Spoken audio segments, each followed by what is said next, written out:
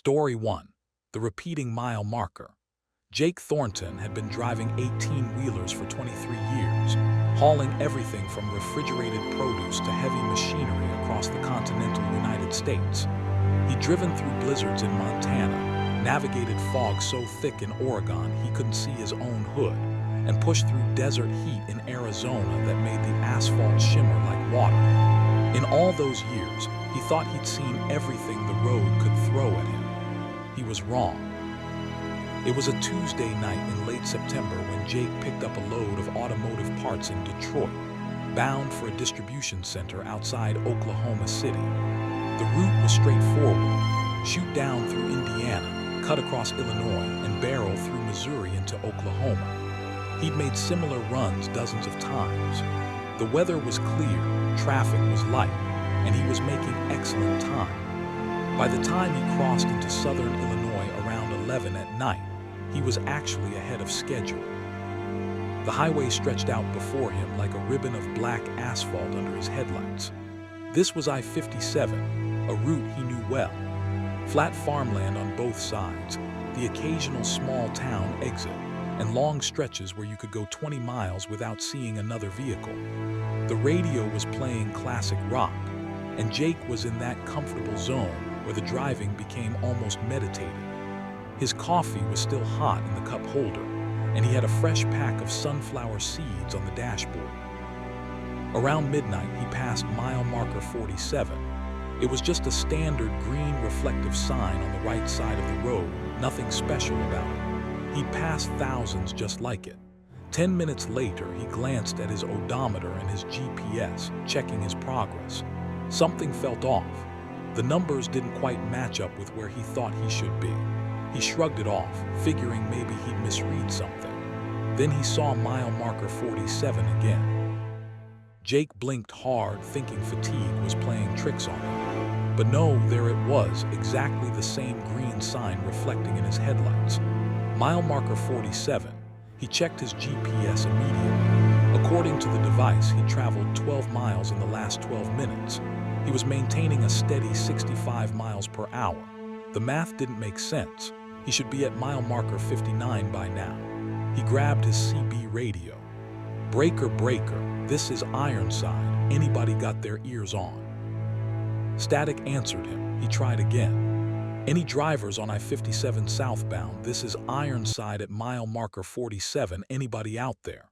Nothing but the crackle of empty airwaves. That was odd.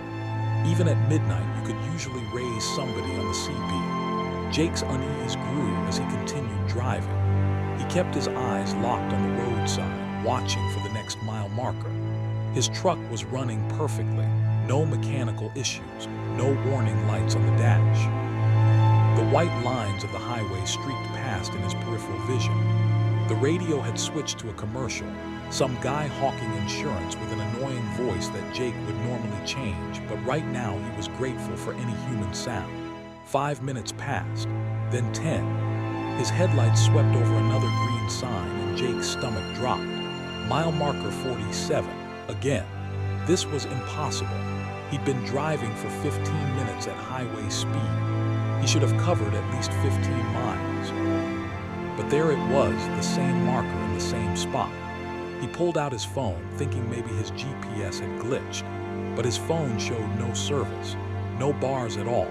That was strange too. This stretch of I-57 had decent coverage. He de-used his phone along here many times. He tried restarting it, but when it powered back on, still no signal. Jake's hands tightened on the steering wheel. 23 years of experience told him to stay calm, trust his training, and figure this out logically. Maybe there was construction ahead and he'd somehow missed detour signs. Maybe he dozed off for a second and taken a wrong turn without realizing it. But deep down, he knew neither explanation made sense. He hadn't seen any construction signs, and there were no turns to take. I-57 was straight as an arrow through this section. He decided to pull over at the next rest stop or exit and get his bearings. But as the minutes ticked by, no exits appeared. His fuel gauge still read 3/4 full, exactly where it had been 20 minutes ago. That wasn't right either. His rig burned through diesel at a predictable rate. He should have used at least a few gallons by now. Then he saw it again. Mile marker 47. This time, Jake felt real fear creeping up his spine. He'd now passed the same marker at least 4 times. The radio had gone to static, just a soft hiss filling the cab. He reached over and turned it off, and the silence was somehow worse. Just the rumble of his diesel engine and the hum of his tires on asphalt. He noticed something else now. The landscape wasn't changing. There was a farm on the left side with a distinctive red barn and a silo. He'd seen that barn 4 times now, exactly the same way each time. Same angle, same lighting from his headlights. On the right side, there was a cluster of 3 trees near the road. He passed those trees, and then a few minutes later, he passed them again. Jake's mouth went dry. He grabbed a water bottle from the cooler behind his seat and took a long drink, trying to think. This wasn't possible. It violated every law of physics and reality he understood. Roads didn't loop like this. You couldn't drive forward and end up in the same place over and over. He tried the CB again. This is Ironside, emergency on I-57. Anybody can hear me, I need help, something's wrong. His own voice sounded small and scared in the darkness of the cab. Static was his only answer. That's when he noticed the other truck. It was about a quarter mile ahead, just visible in the darkness beyond his high beams. Another semi traveling at roughly the same speed he was. Jake felt a surge of relief. Another driver, someone else on this road. He sped up slightly, closing the distance. As he got closer, he could make out more details. It was a Peterbilt older model with a white trailer. Nothing unusual about it. But then Jake saw the license plate illuminated by his headlights. His blood turned to ice. It was his license plate. Same number, same state. He looked at the trailer itself and recognized the dent in the rear left corner, the specific pattern of road grime, the placement of the reflective tape. He was following himself. Jake's breath came in short gasps. He eased off the accelerator, watching the other truck, his truck, maintain its distance ahead. This couldn't be happening. He was losing his mind. That was the only explanation. Maybe carbon monoxide was leaking into the cab.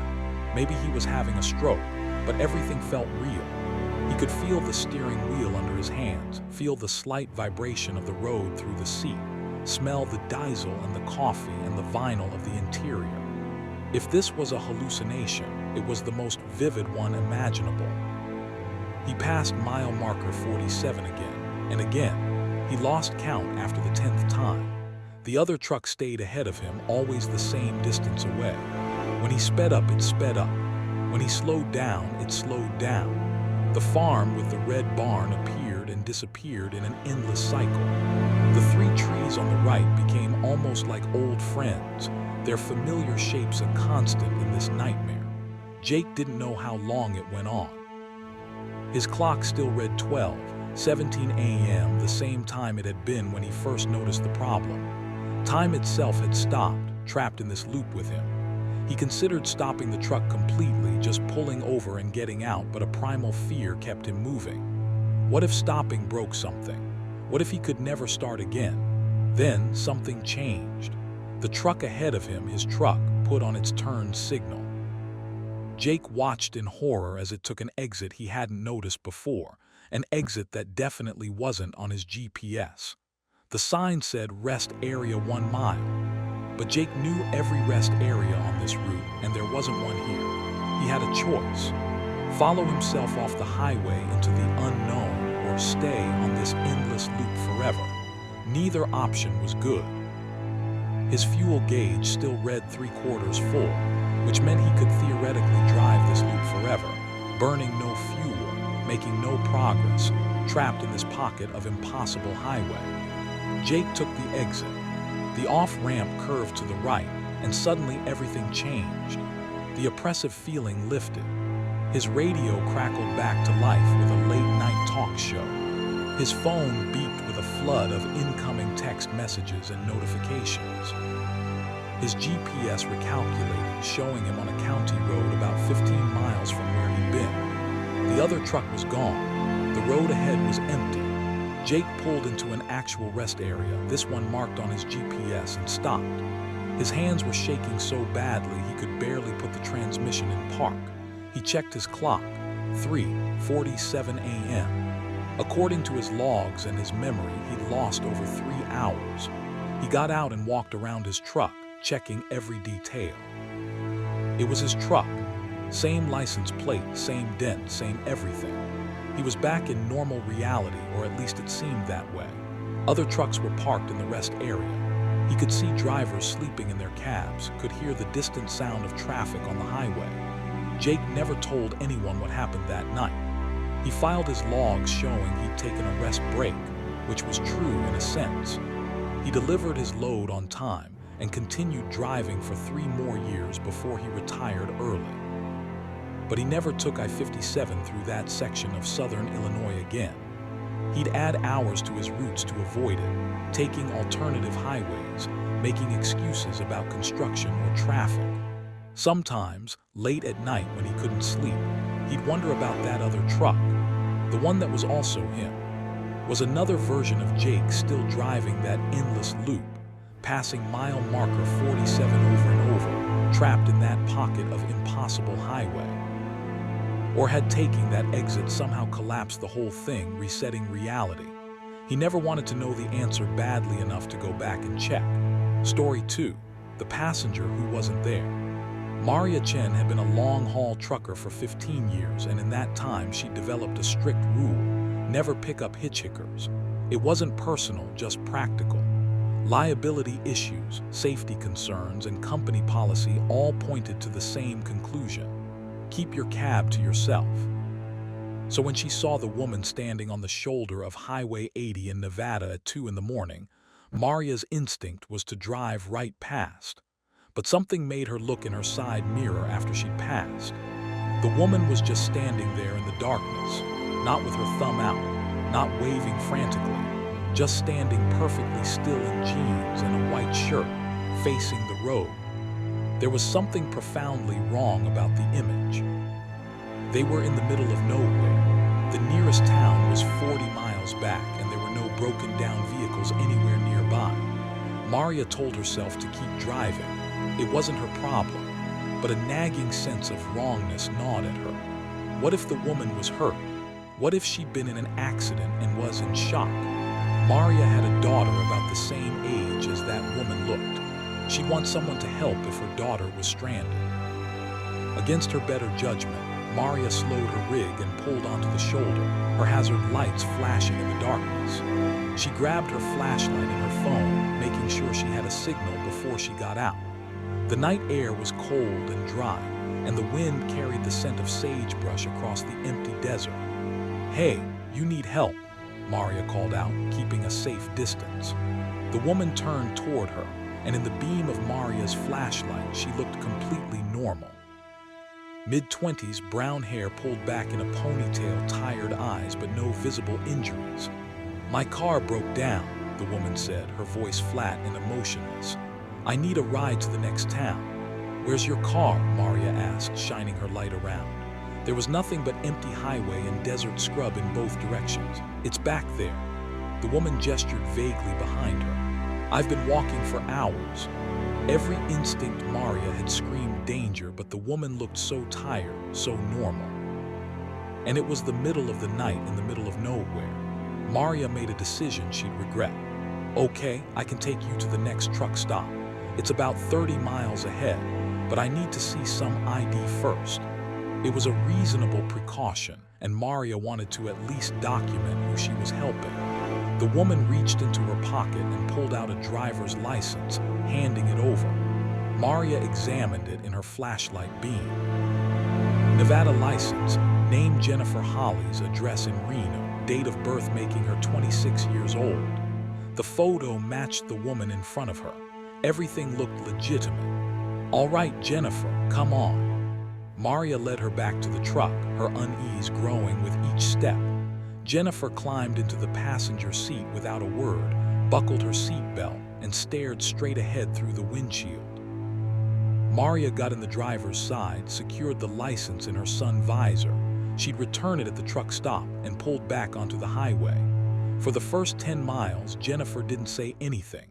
She just sat there, hands folded in her lap, staring forward. Maria tried to make conversation a few times, asking where Jennifer was from, what she did for work, but got only brief, monotone responses. Reen. Office work. Yes. The conversation died quickly. Maria focused on the road, but she couldn't shake the feeling that something was very wrong. The air in the cab felt heavy, almost thick, like the pressure had changed. And it was cold, noticeably colder than it should be even with the desert night air outside. Maria turned up the heat, but it didn't seem to help. Around mile 15, Maria glanced over at her passenger. Jennifer was still staring straight ahead, but now her lips were moving slightly, as if she was talking to herself. Maria couldn't hear any sound. She turned down the radio. "You okay over there?" Maria asked. Jennifer's head slowly rotated toward her and Maria's hands tightened on the wheel. The movement was wrong, too smooth, too mechanical.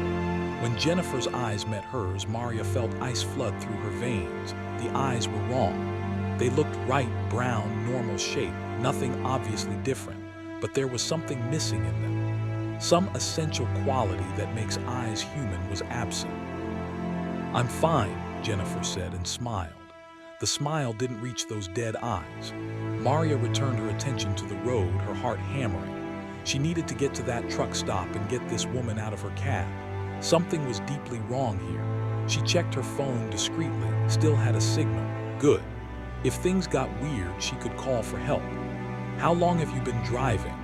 Jennifer asked suddenly, her voice taking on a conversational tone that was somehow worse than the monotone. 15 years, Maria answered, keeping her responses short.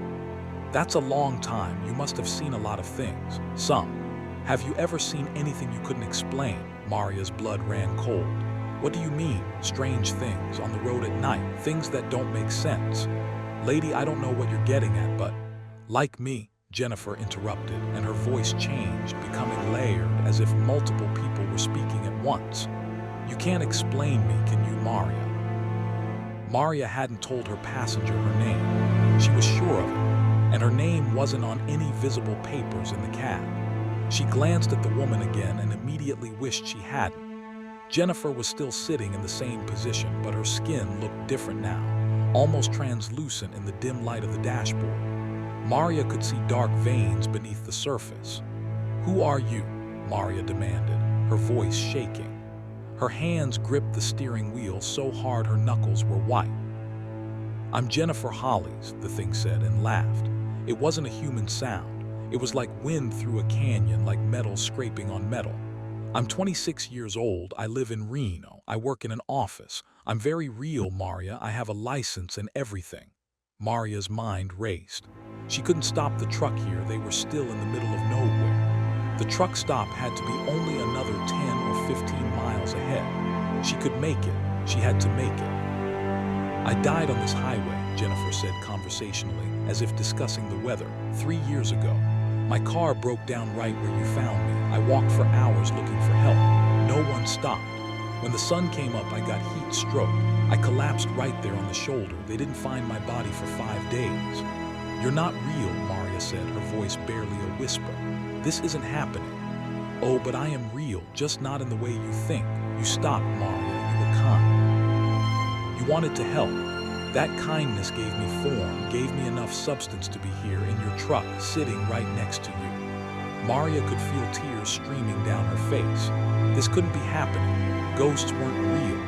This was some kind of breakdown, a hallucination brought on by fatigue or carbon monoxide or something. "Don't cry," Jennifer said and reached out to touch Maria's arm. The touch was ice cold, so cold it burned. Maria jerked away and the truck swerved slightly before she got it back under control. She looked at her arm where Jennifer had touched it. There was frost on her sleeve, actual ice crystals forming on the fabric. "What do you want?" Maria choked out. "I just want to ride," Jennifer said, and she sounded almost sad now. "I've been trying to get to the next town for 3 years, but every time I get close, I end up back at that spot on the highway, over and over. I can't leave. I'm trapped here." The truck stop lights appeared in the distance like a beacon of salvation. Maria had never been so happy to see those bright fluorescent lights in her life. She pushed the accelerator, speeding up, desperate to reach safety. "You can't help me," Jennifer said softly. "No one can, but thank you for stopping. Thank you for being kind. Most people just drive past." Maria risked another glance at the passenger seat. Jennifer was fading, becoming translucent. Maria could see through her to the passenger window beyond. The thing that had been Jennifer Holly smiled one more time, that terrible smile, and then she was gone. Just vanished as if she'd never been there at all.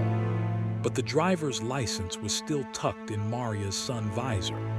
Maria pulled into the truck stop, parked in the first available spot, and stumbled out of her cab. Her legs barely held her. She went straight to the main building, into the harsh fluorescent lights and the smell of coffee and diesel fuel. Real things, normal things. She sat in a booth for 2 hours, drinking coffee and trying to convince herself it had been a hallucination. But when she finally worked up the courage to go back to her truck, the license was still there. She pulled it out with shaking hands and examined it closely. Jennifer Holly's, Nevada license, date of birth making her 26. Everything looked authentic. Maria pulled out her phone and did something she immediately regretted. She searched for Jennifer Holly's Nevada car accident. The obituary came up immediately. Jennifer Lynn Holly's, age 23 at time of death, died June 17, 3 years ago. Cause of death, heat stroke. Body found on Highway 80, approximately 30 miles east of Winnemucca. She'd been walking after her car broke down. No one had stopped to help. The photo in the obituary was the same face Maria had seen in her truck. Maria went inside and handed the license to the truck stop manager, telling him she'd found it on the ground outside.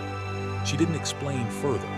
Then she got back in her truck, but she couldn't bring herself to continue her route east. Instead, she turned around and drove west, back the way she'd come, taking the long way around to her destination. As she passed the spot where she'd picked up Jennifer, she slowed down despite herself. There was nothing there, just empty highway and dark desert. But Maria could swear she saw something in her mirrors, just for a second. A figure in jeans and a white shirt, standing on the shoulder, watching her drive away. Maria never drove Highway 80 through that section of Nevada again. She rerouted all her trips to avoid it, even though it added hours to her travel time. She told her dispatcher she'd had some trouble with her truck on that stretch and didn't feel comfortable driving it anymore. They accepted the explanation without question. But sometimes, late at night when she was driving through empty stretches of highway, she'd check her passenger seat compulsively, making sure it was empty, making sure nothing was there. Because after that night, Maria understood that kindness could be a door and some doors should stay closed. She never picked up another hitchhiker, not once. And whenever she saw someone stranded on the side of the road at night, she'd call the highway patrol to report it, but she'd never stop. She couldn't. Because she knew now that not everything standing on the side of the highway was human, and not everything that looked like it needed help was actually alive. The frost mark on her sleeve had faded within a day, but Maria never forgot the cold. That unnatural, burning cold of touching something that should have been dead, should have stayed dead. She carried that memory with her for the rest of her driving career, a reminder that the world was stranger and more terrible than most people knew. And somewhere on Highway 80 in Nevada, Maria knew that Jennifer Holly's was still waiting, still trying to get a ride to the next town, still trapped in an endless loop of the worst night of her death. Maria just prayed no one else would be kind enough to stop. Story 3. The facility that exists. Robert Hayes had been hauling specialized freight for 12 years, and he'd learned not to ask too many questions about his cargo. As long as the paperwork was in order and the pay was good, he picked up sealed containers and delivered them to wherever the manifest said. Most of the time, it was pharmaceutical supplies, industrial equipment, or government surplus. Nothing exciting, nothing illegal, just freight that required extra security clearances and background checks. The job that came through in mid-November seemed routine at first. Pick up a sealed container from a warehouse in Colorado Springs, deliver it to a facility in western Kansas. The pay was excellent, triple his normal rate, and the route was straightforward. The only unusual aspect was the delivery time. He had to arrive at exactly 2:30 a.m., not a minute earlier or later. The dispatcher emphasized this point 3 times. Exact arrival time was mandatory. Robert loaded the container onto his flatbed. It was a standard 20-foot unit, unmarked, with high security seals, and headed east on Highway 50 as the sun was setting. The paperwork listed the destination as Federal Research Station K7, Rural Route 14, Western Kansas. The GPS coordinates were included, which was good because Robert had never heard of any Federal Research Station in that area. The drive through Colorado was uneventful. Robert made his usual fuel stop in La Junta, grabbed a sandwich and coffee, and continued east into Kansas. The landscape flattened out into endless plains, the darkness broken only occasionally by the lights of small farming communities. He'd driven through Kansas hundreds of times. It was good, easy driving, straight roads, light traffic, nothing complicated. Around midnight, Robert turned off Highway 50 onto a state route, following his GPS. The roads got smaller and less maintained. After 20 miles, he turned onto a county road and then, following the GPS coordinates, onto what appeared to be a private access road. This wasn't particularly unusual. Lots of remote facilities had their own private roads. But as Robert drove deeper into the darkness, he started to feel uneasy. The road was in perfect condition, newly paved, with fresh line striping. That was odd for a private access road in the middle of nowhere.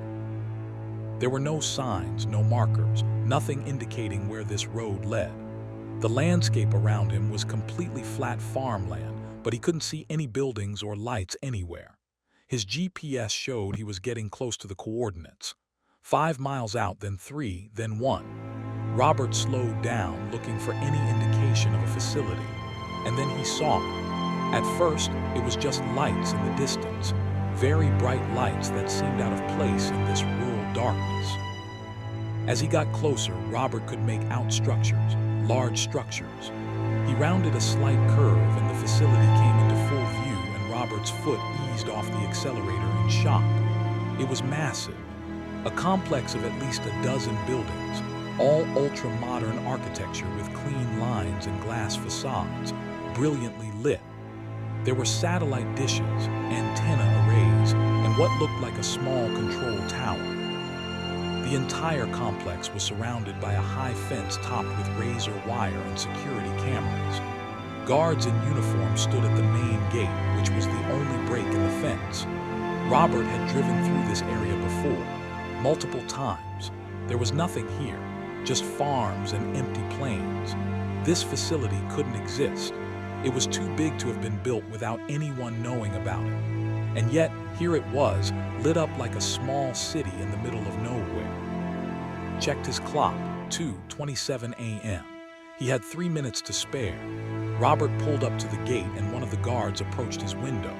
The man was wearing a black uniform with no insignia, no name tag, no indication of what organization he represented.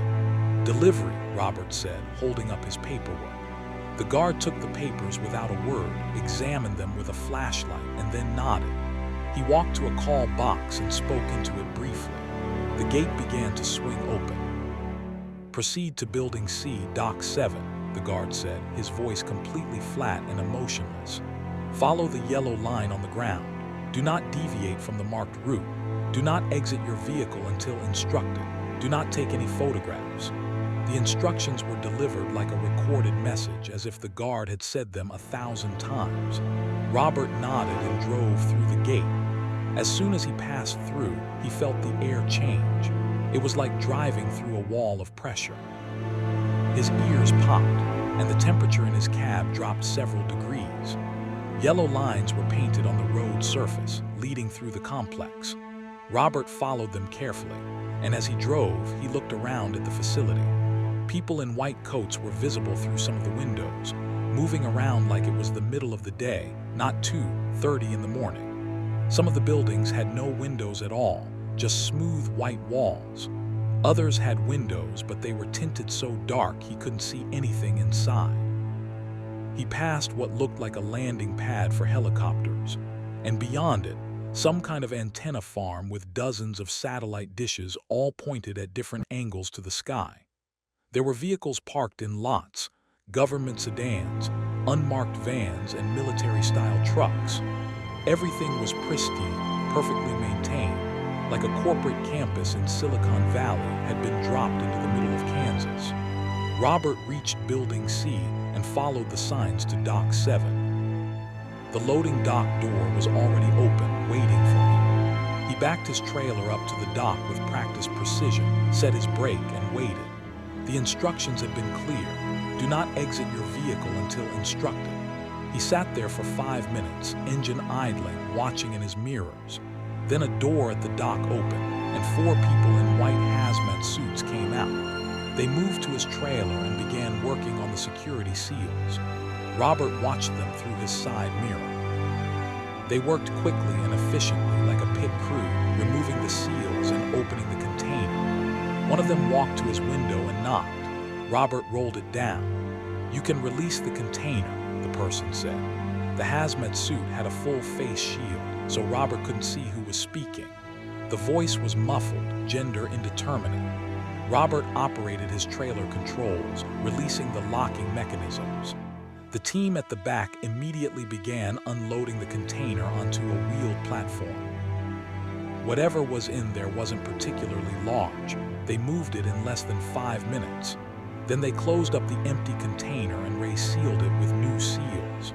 The person at Robert's window handed him a clipboard. "Sign here." Robert signed the delivery confirmation. He wanted to ask questions. What was this place? What had he just delivered? Why did it have to be exactly 2:30 a.m.? But something told him to keep his mouth shut. The person took the clipboard back without another word and walked away. "You may proceed," a voice said over a loudspeaker somewhere. "Follow the yellow lines to the exit." Robert put his truck in gear and carefully drove away from the dock. The yellow lines led him along a different route than he'd come in, winding through the complex. He passed more buildings, more impossible structures that shouldn't exist. At one point, he drove past what looked like an observation tower with a domed roof. Through a window, he could see banks of computer monitors and people staring at screens. Then something caught his eye that made his blood run cold. There was a parking lot adjacent to one of the buildings, and parked in it were several semi-trucks. They looked abandoned, dust-covered, tires flat, vegetation growing up around them. And every single one of them was a Kenworth, the same model Robert was driving. Same color, same configuration. Robert forced himself to look away and focus on following the yellow line. Don't deviate, don't stop, don't ask questions, just get out. The exit gate was on the opposite side of the complex from where he'd entered. Different guards, same black uniforms, same emotionless expressions. The gate opened as he approached, and Robert drove through it without slowing down. As soon as he crossed the threshold, that pressure sensation happened again, like passing through a membrane. He didn't stop. He drove down that access road at the maximum safe speed, putting distance between himself and the facility. When he finally reached the county road, he pulled over and just sat there, breathing hard, hands shaking on the steering wheel. Robert pulled out his phone and looked at the map. According to the satellite imagery, there was nothing where that facility had been, just empty farmland. No buildings, no roads, no lights, nothing. He zoomed in as far as the app would allow. Still nothing, just fields. He opened a browser and searched for Federal Research Station K7 Kansas. No results. He tried different variations. Nothing. He searched for any government facilities in that area. Nothing matched what he'd just seen. Robert drove to the nearest truck stop, which was 40 miles away, and it was the longest 40 miles of his life. When he got there, dawn was breaking. He parked and went inside, ordering coffee he didn't drink, just sitting in a booth and trying to process what he'd experienced. He pulled out the delivery confirmation paperwork. It listed Federal Research Station K7 as the delivery location, had a signature from someone illegible, and had a timestamp, 2:30 a.m. All the official documentation was there. But when Robert looked at the address section more carefully, he noticed something odd. The zip code was 0. That wasn't a real zip code. Over the next few days, Robert tried to find out more about what he'd seen. He called his dispatcher and asked about the facility.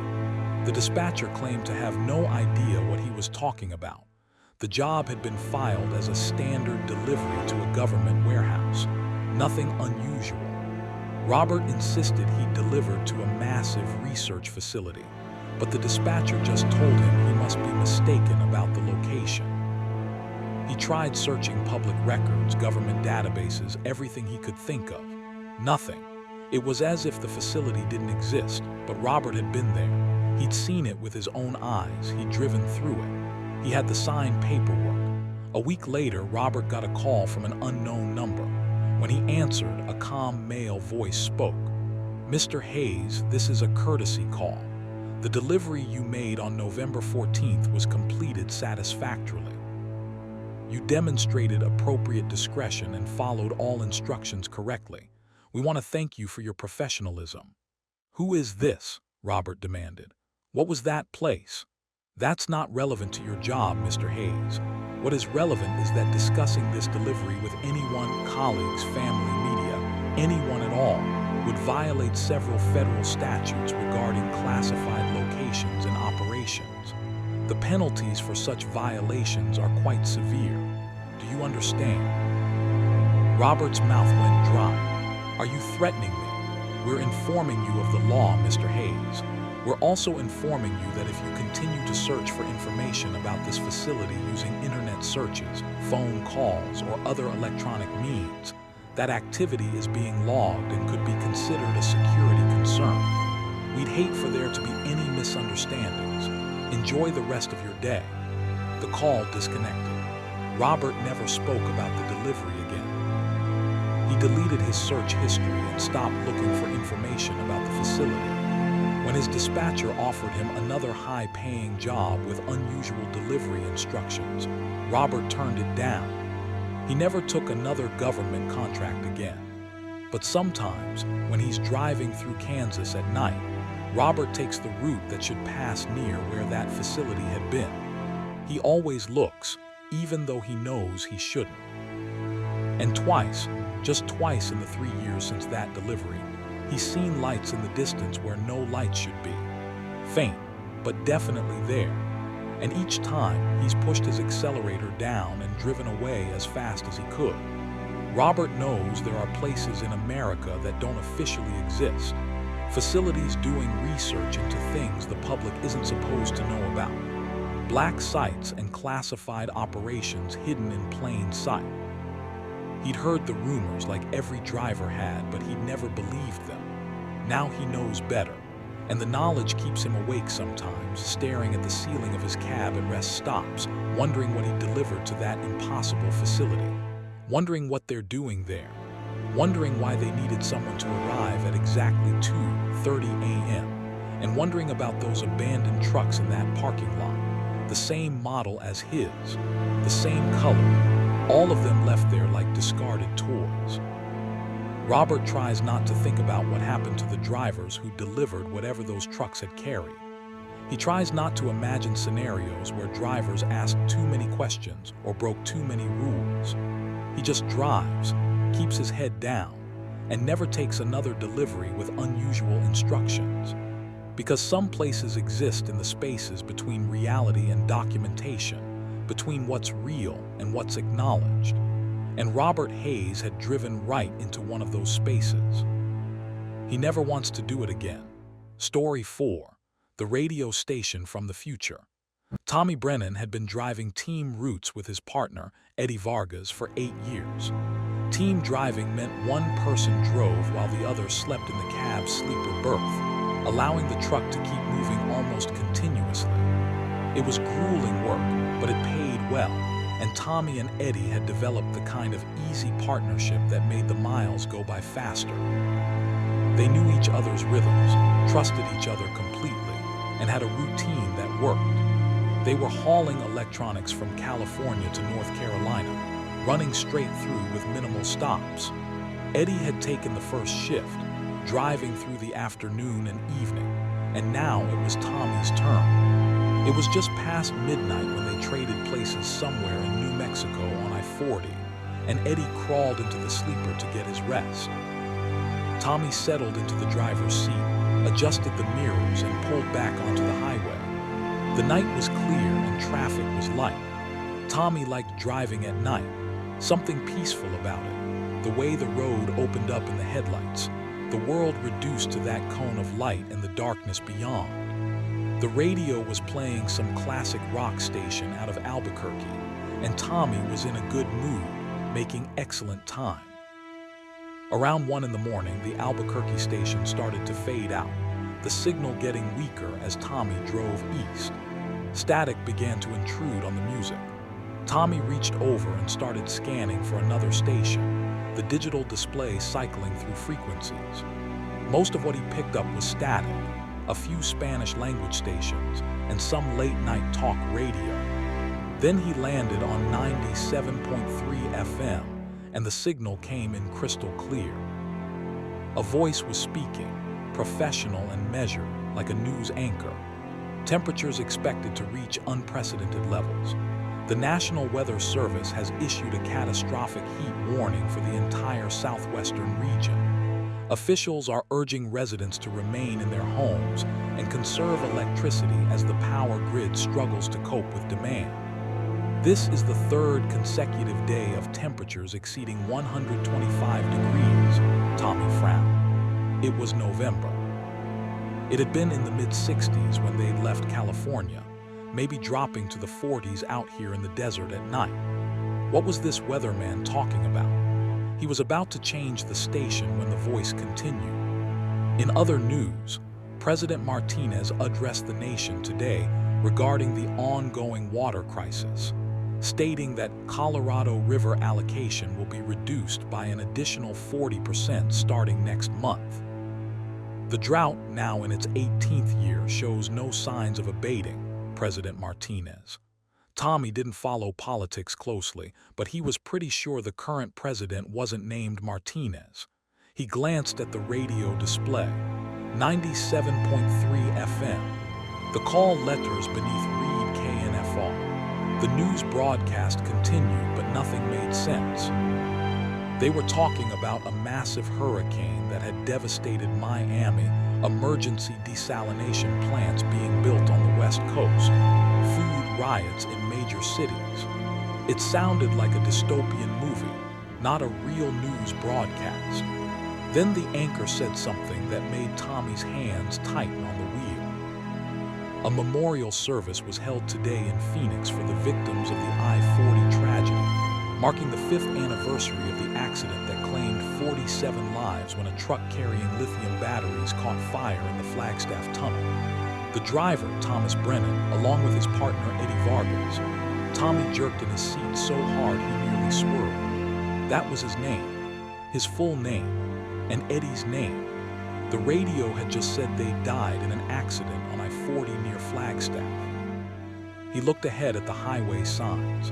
He was 160 miles from Flagstaff, heading straight toward it. The tunnel was closed for 7 months following the incident.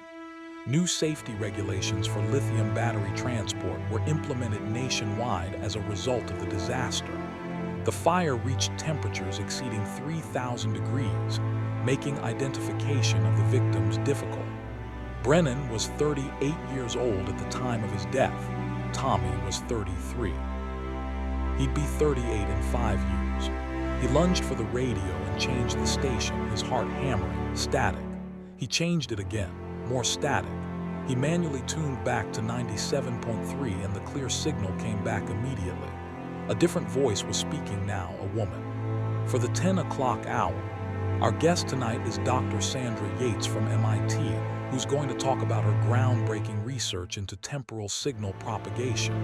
Dr. Yates, thanks for joining us. Happy to be here, Rachel.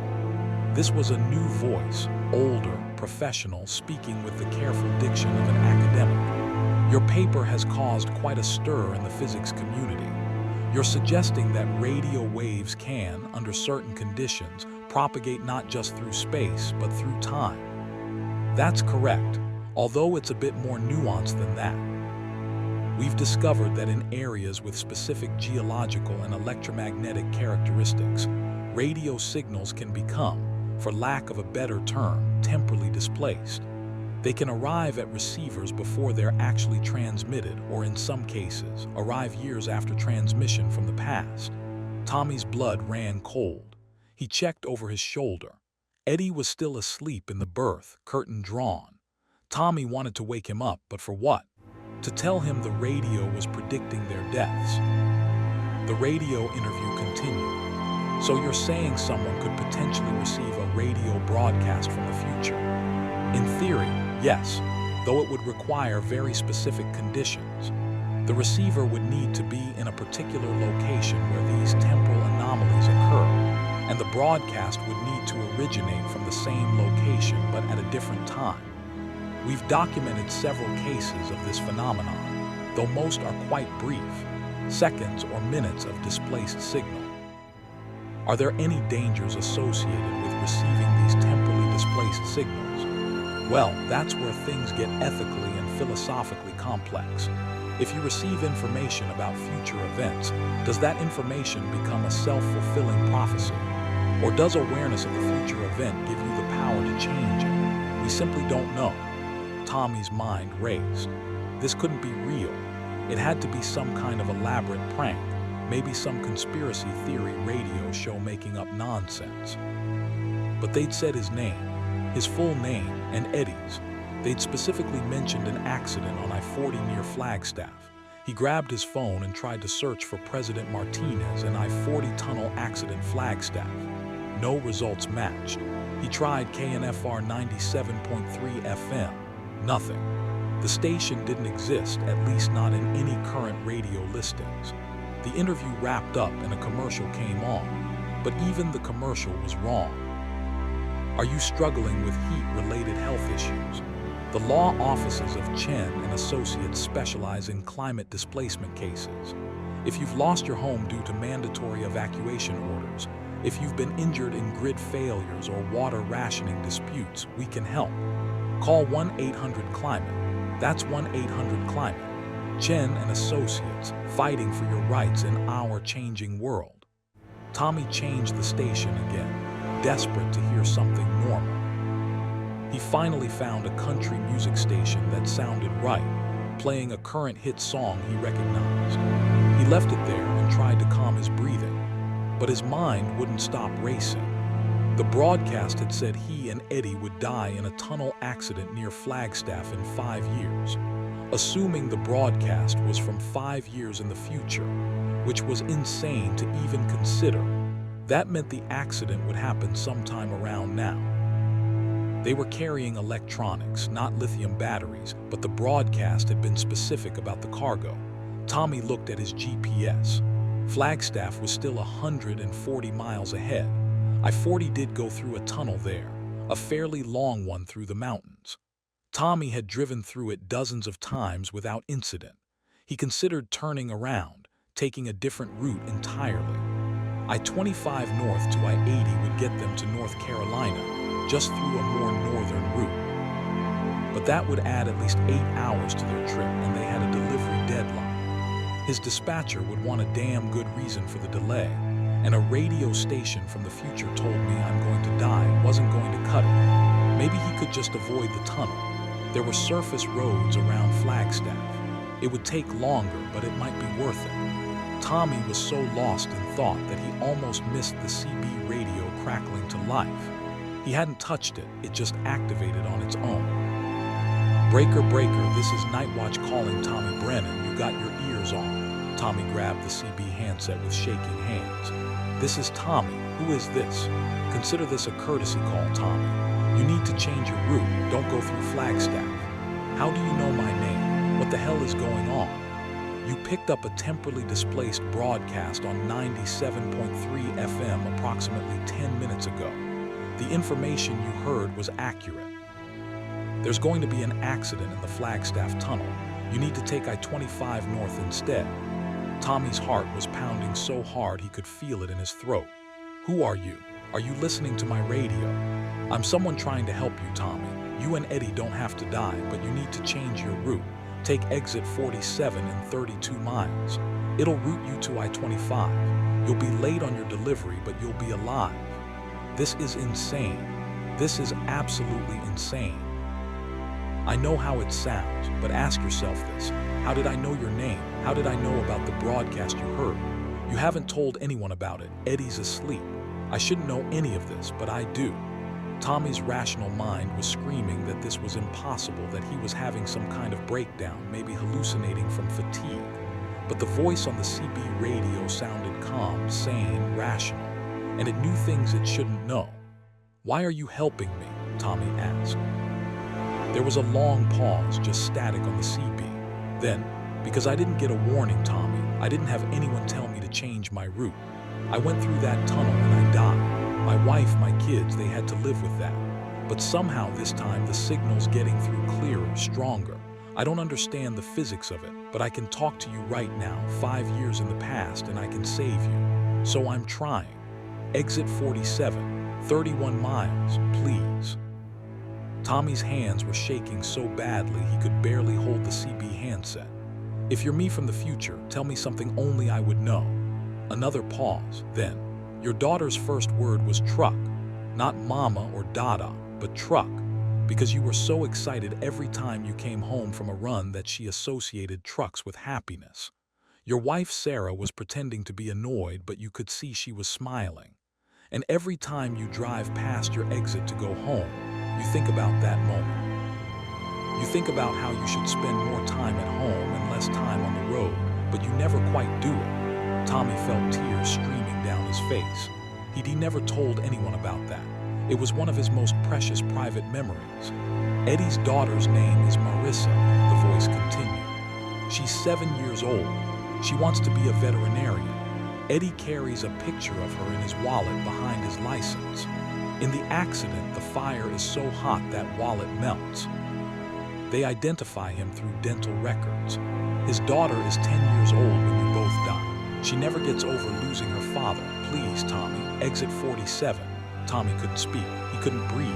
Reality felt like it was fracturing around him. 29 miles to the exit, the voice said softly.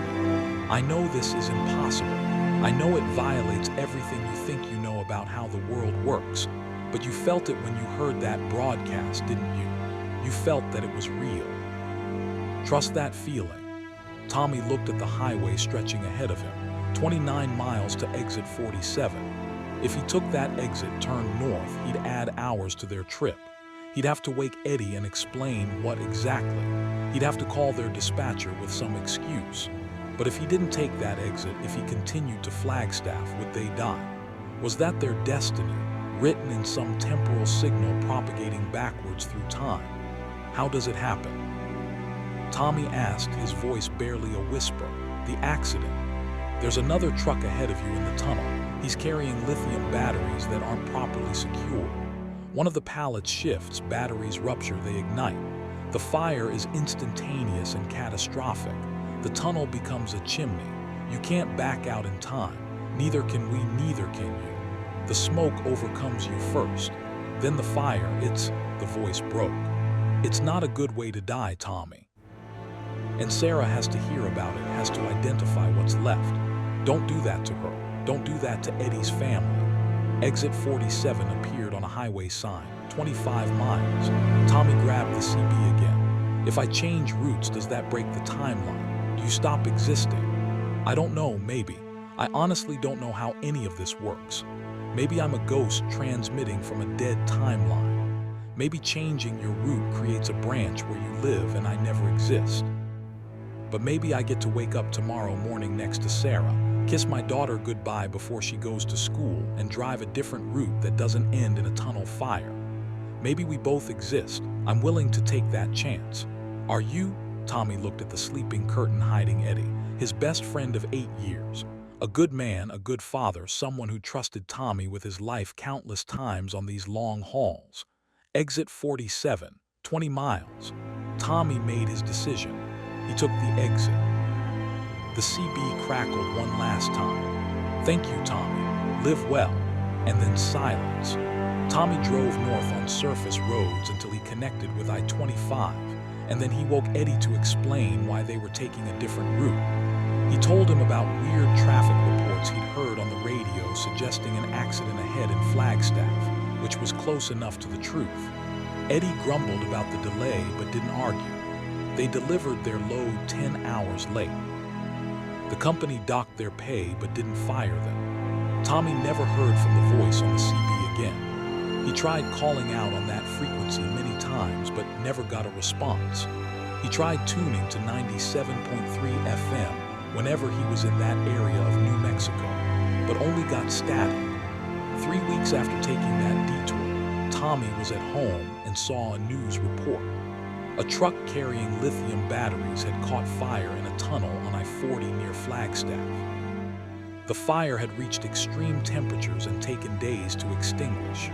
The tunnel was closed indefinitely, and 3 people had died: the driver of the truck carrying the batteries and 2 motorists who'd been trapped behind him. Not 47 people, not Tommy and Eddie, just 3. Tommy sat in his living room, holding his daughter, watching the news footage of smoke pouring from the tunnel, and he wept. He wept for the version of himself that had died in a timeline that maybe no longer existed. He wept for the 3 people who had died in this timeline. He wept with relief and guilt and confusion. He never drove team routes with Eddie again. He switched to local delivery, home every night, less pay but more time with his family. Eddie asked him why, but Tommy could never explain it in a way that made sense. Sometimes, late at night, Tommy thinks about temporal signal propagation and branching timelines and voices from dead futures. He thinks about the interview he'd heard on that impossible radio station, about signals traveling through time, about the ethics of changing the future. He doesn't know if he saved himself or if some other version of himself saved him. He doesn't know if that voice on the CB was a ghost, a temporal echo, or something else entirely. The universe kept that secret. But Tommy Brennan is alive. Eddie Vargas is alive. They both get to watch their daughters grow up. And every time Tommy drives past exit 47 on I-40 in New Mexico, he says a quiet thank you to whoever or whatever gave him that warning, to the voice that cared enough to reach back through time and offer salvation, to himself perhaps, or to the ghost of who he might have been. Story 5. The town that EATS travelers. Christine Morrison had been driving long-haul routes for 19 years, and she prided herself on being tough, practical, and unshakable. She dealt with aggressive drivers, mechanical breakdowns in the middle of nowhere, and every kind of weather Mother Nature could throw at a truck. She carried a tire iron under her seat and knew how to use it. She talked down tweakers at truck stops and handled drunk idiots at loading docks. Christine wasn't afraid of much. That confidence lasted until she drove into Ashford. It started with a mechanical problem. Christine was hauling furniture from North Carolina to Texas on a tight deadline when her truck started making a grinding noise somewhere in the transmission. She was on Highway 82 in northern Louisiana, and the noise was getting worse. She pushed her luck with mechanical issues before and regretted it. Better to stop and check it out than break down completely in the middle of nowhere. The next town, according to her GPS, was Ashford, Louisiana, about 12 miles ahead. Population 647. It wasn't on her paper maps. The town was too small, but the GPS clearly showed it. There'd be a mechanic or at least someone with tools who could help her diagnose the problem. She took the exit for Ashford and immediately noticed something odd. The exit ramp was in terrible condition, cracked and potholed, with weeds growing through the asphalt. But the highway she just left was well maintained. It was like crossing from maintained civilization into neglect in the space of 100 yards. The road into Ashford wound through dense pine forest for a few miles, and then the trees opened up to reveal a small town. Christine's first impression was decay. Most of the buildings looked abandoned, paint peeling, windows broken or boarded up. There were businesses, but they appeared closed. A gas station with empty pumps, a diner with a closed sign that looked decades old, a hardware store with dusty windows displaying merchandise from another era. But there were also signs of life. A few houses had lights on. There were vehicles parked on the streets, though they were all older models, nothing from the last 10 years. And there were people. Christine saw someone walking down the sidewalk, a man in jeans and a flannel shirt who turned to watch her truck roll by. His stare was unnerving, not hostile exactly, but intense, focused, like she was the most interesting thing he'd seen in years. Christine drove slowly through the main street looking for a mechanic or auto shop. The grinding noise in her transmission had gotten worse. She needed to stop soon. Finally, she saw a building with a faded sign, Earl's Automotive Service.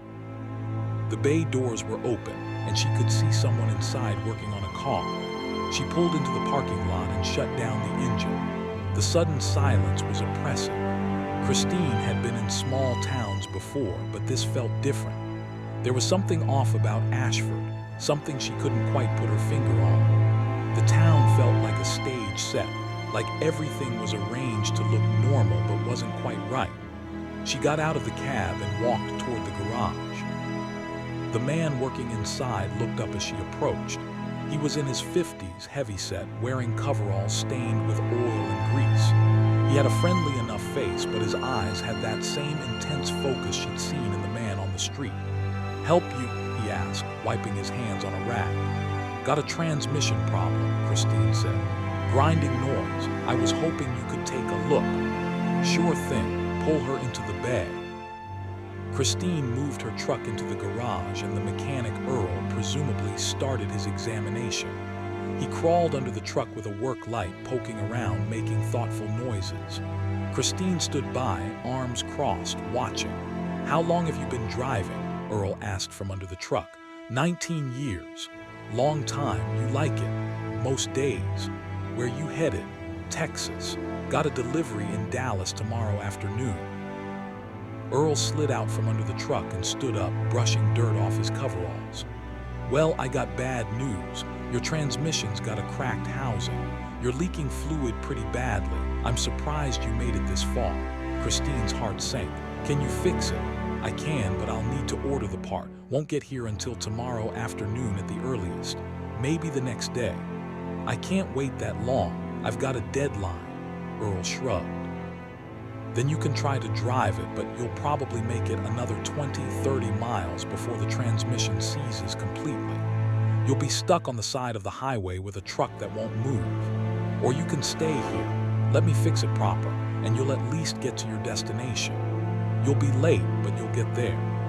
Christine ran the calculations in her head. If she broke down on the highway, it could take days to get towed and repaired. If she stayed here and let Earl fix it, she'd be a day or two late, but at least she'd have a working truck. She didn't really have a choice. "Fine, how much?" "Parts and labor probably run you about $800. It was more than Christine wanted to spend, but not unreasonable for a transmission repair. She nodded. "Okay, do it." "Great, I'll get the part ordered right now.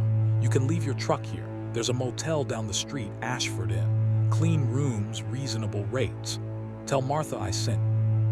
Christine got her overnight bag from the truck and walked toward the motel Earl had mentioned. The town felt even stranger on foot. There were more people around than she'd initially thought. Someone sweeping a porch, kids playing in a yard, a woman hanging laundry. But they all stopped what they were doing to watch her pass. Not in a threatening way, but with that same unnerving intensity. The Ashford Inn was a 2-story building that looked like it hadn't been updated since the 1970s.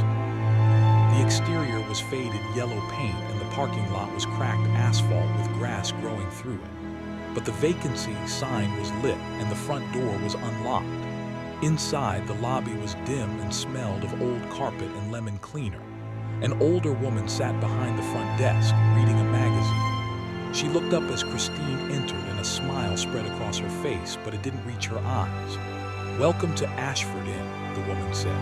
"I'm Martha. You need a room. Earl sent me. He's working on my truck. I'll need a room for a night, maybe two." "Of course, we have plenty of space." Martha pulled out a registration card and a pen. "Just need you to fill this out." Christine filled out the card with her name, license plate, and other details. Martha took it and studied it carefully, her smile never wavering. "Christine Morrison," Martha read. "That's a lovely name. We don't get many travelers through Ashford anymore. You're a special treat." The word treat sent a chill down Christine's spine, though she couldn't say why.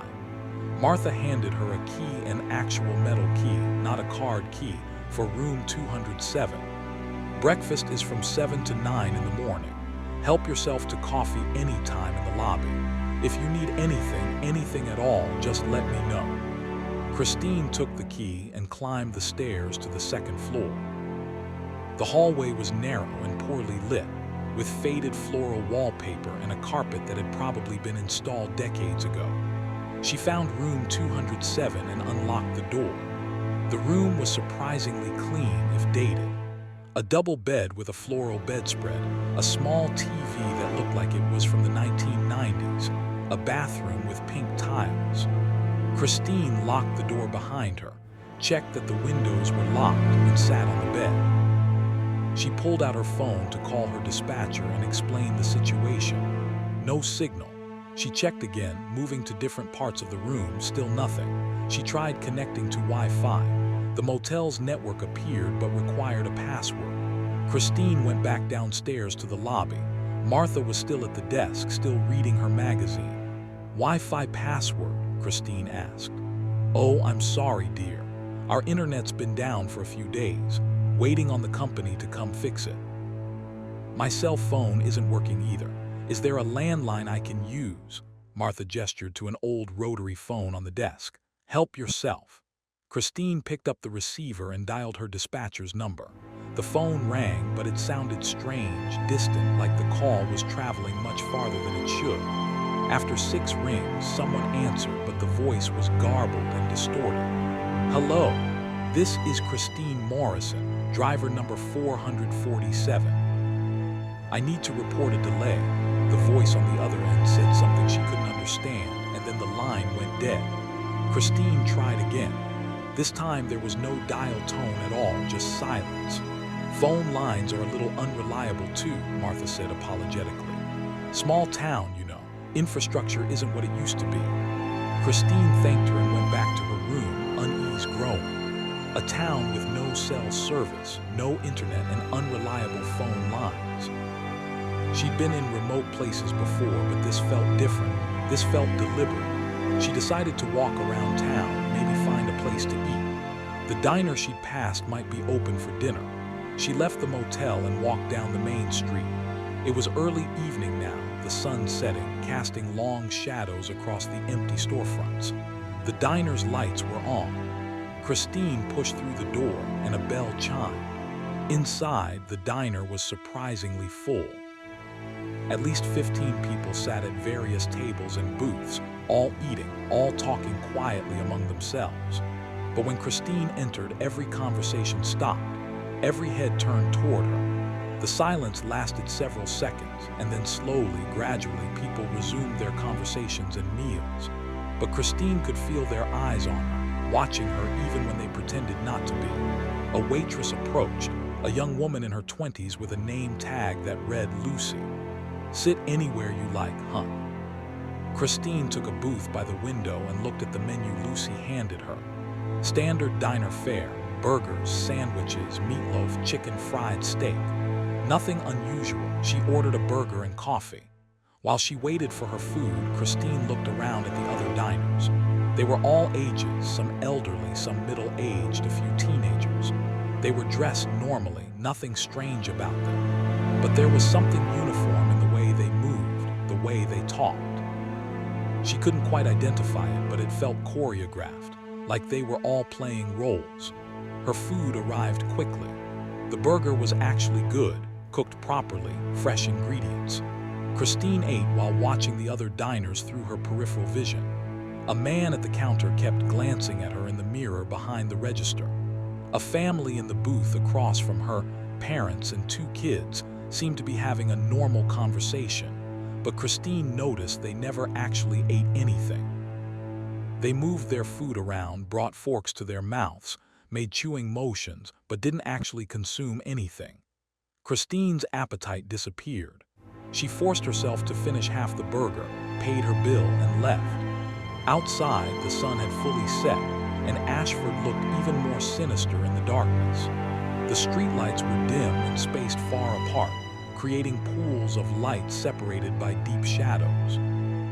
Christine walked quickly back toward the motel, her hand near the tire iron she'd slipped into her jacket pocket. She passed the automotive shop.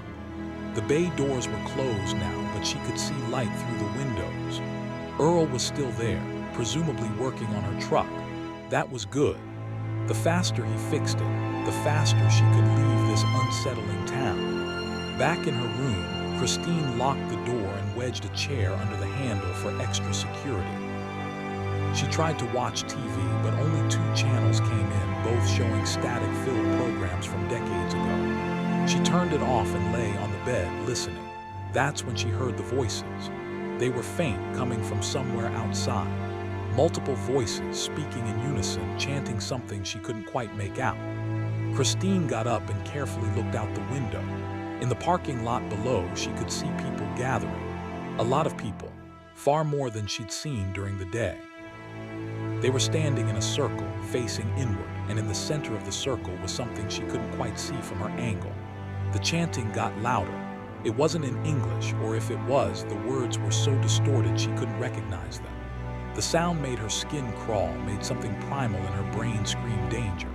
Christine grabbed her phone and tried to take a video, but her phone's camera wouldn't work. The screen showed only black. She tried to call 911. No signal. She was completely cut off. The chanting continued for about 20 minutes and then suddenly stopped. The crowd dispersed quickly, people walking away in different directions, disappearing into the darkness. Within minutes, the parking lot was empty again, as if nothing had happened. Christine didn't sleep that night. She sat in the chair, tire iron in her lap, watching the door, listening for any sound in the hallway. She heard footsteps a few times, slow and deliberate, pausing outside her door. But no one knocked, and the door never opened. When dawn finally came, Christine felt like she de-aged years. She packed her bag and went downstairs.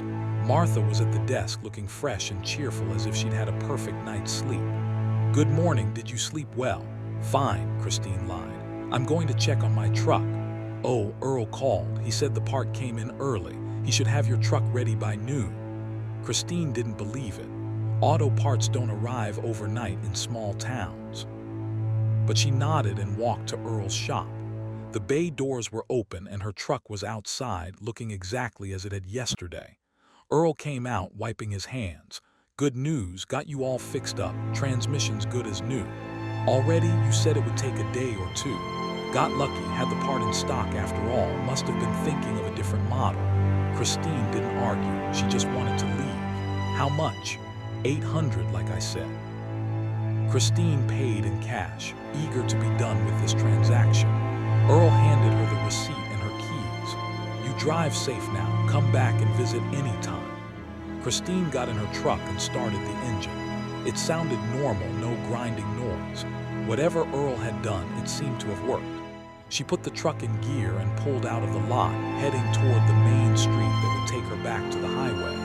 But as she drove, something was wrong. The street looked different. The buildings were in different positions. The diner was on the wrong side of the street.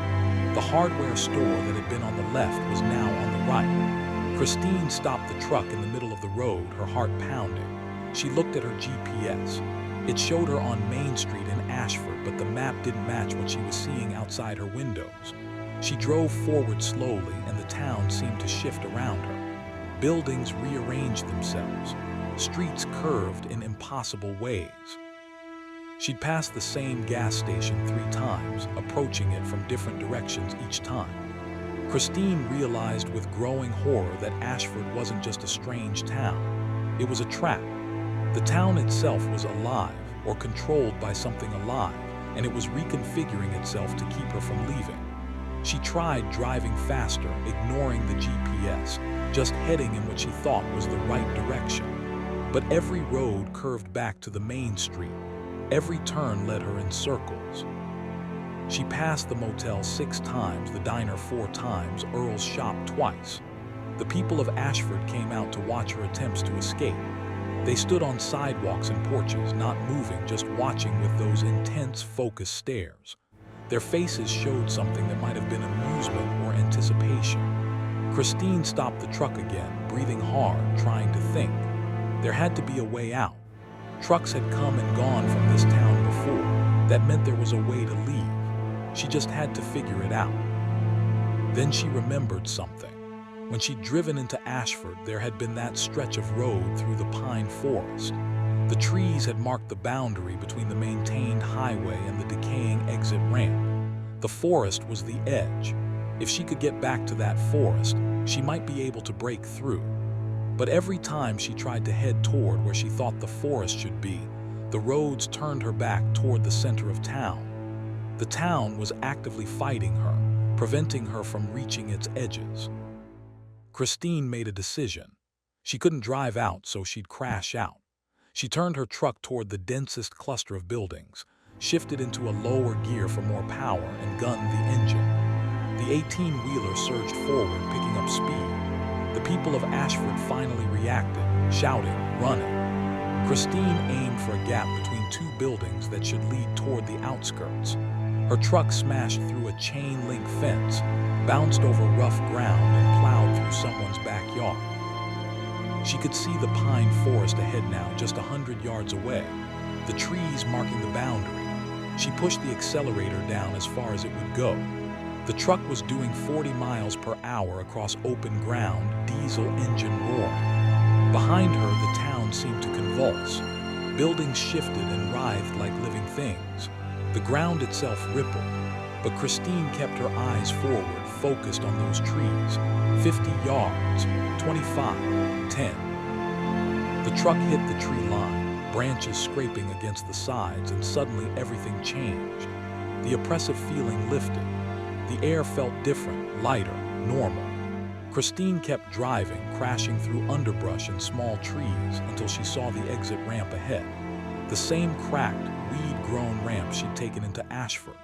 She drove up it and back onto Highway 82. As soon as her tires hit the maintained asphalt of the highway, Christine felt reality snap back into place. She looked in her mirrors. Behind her, the exit ramp was crumbling, literally falling apart, pieces of asphalt tumbling into the forest.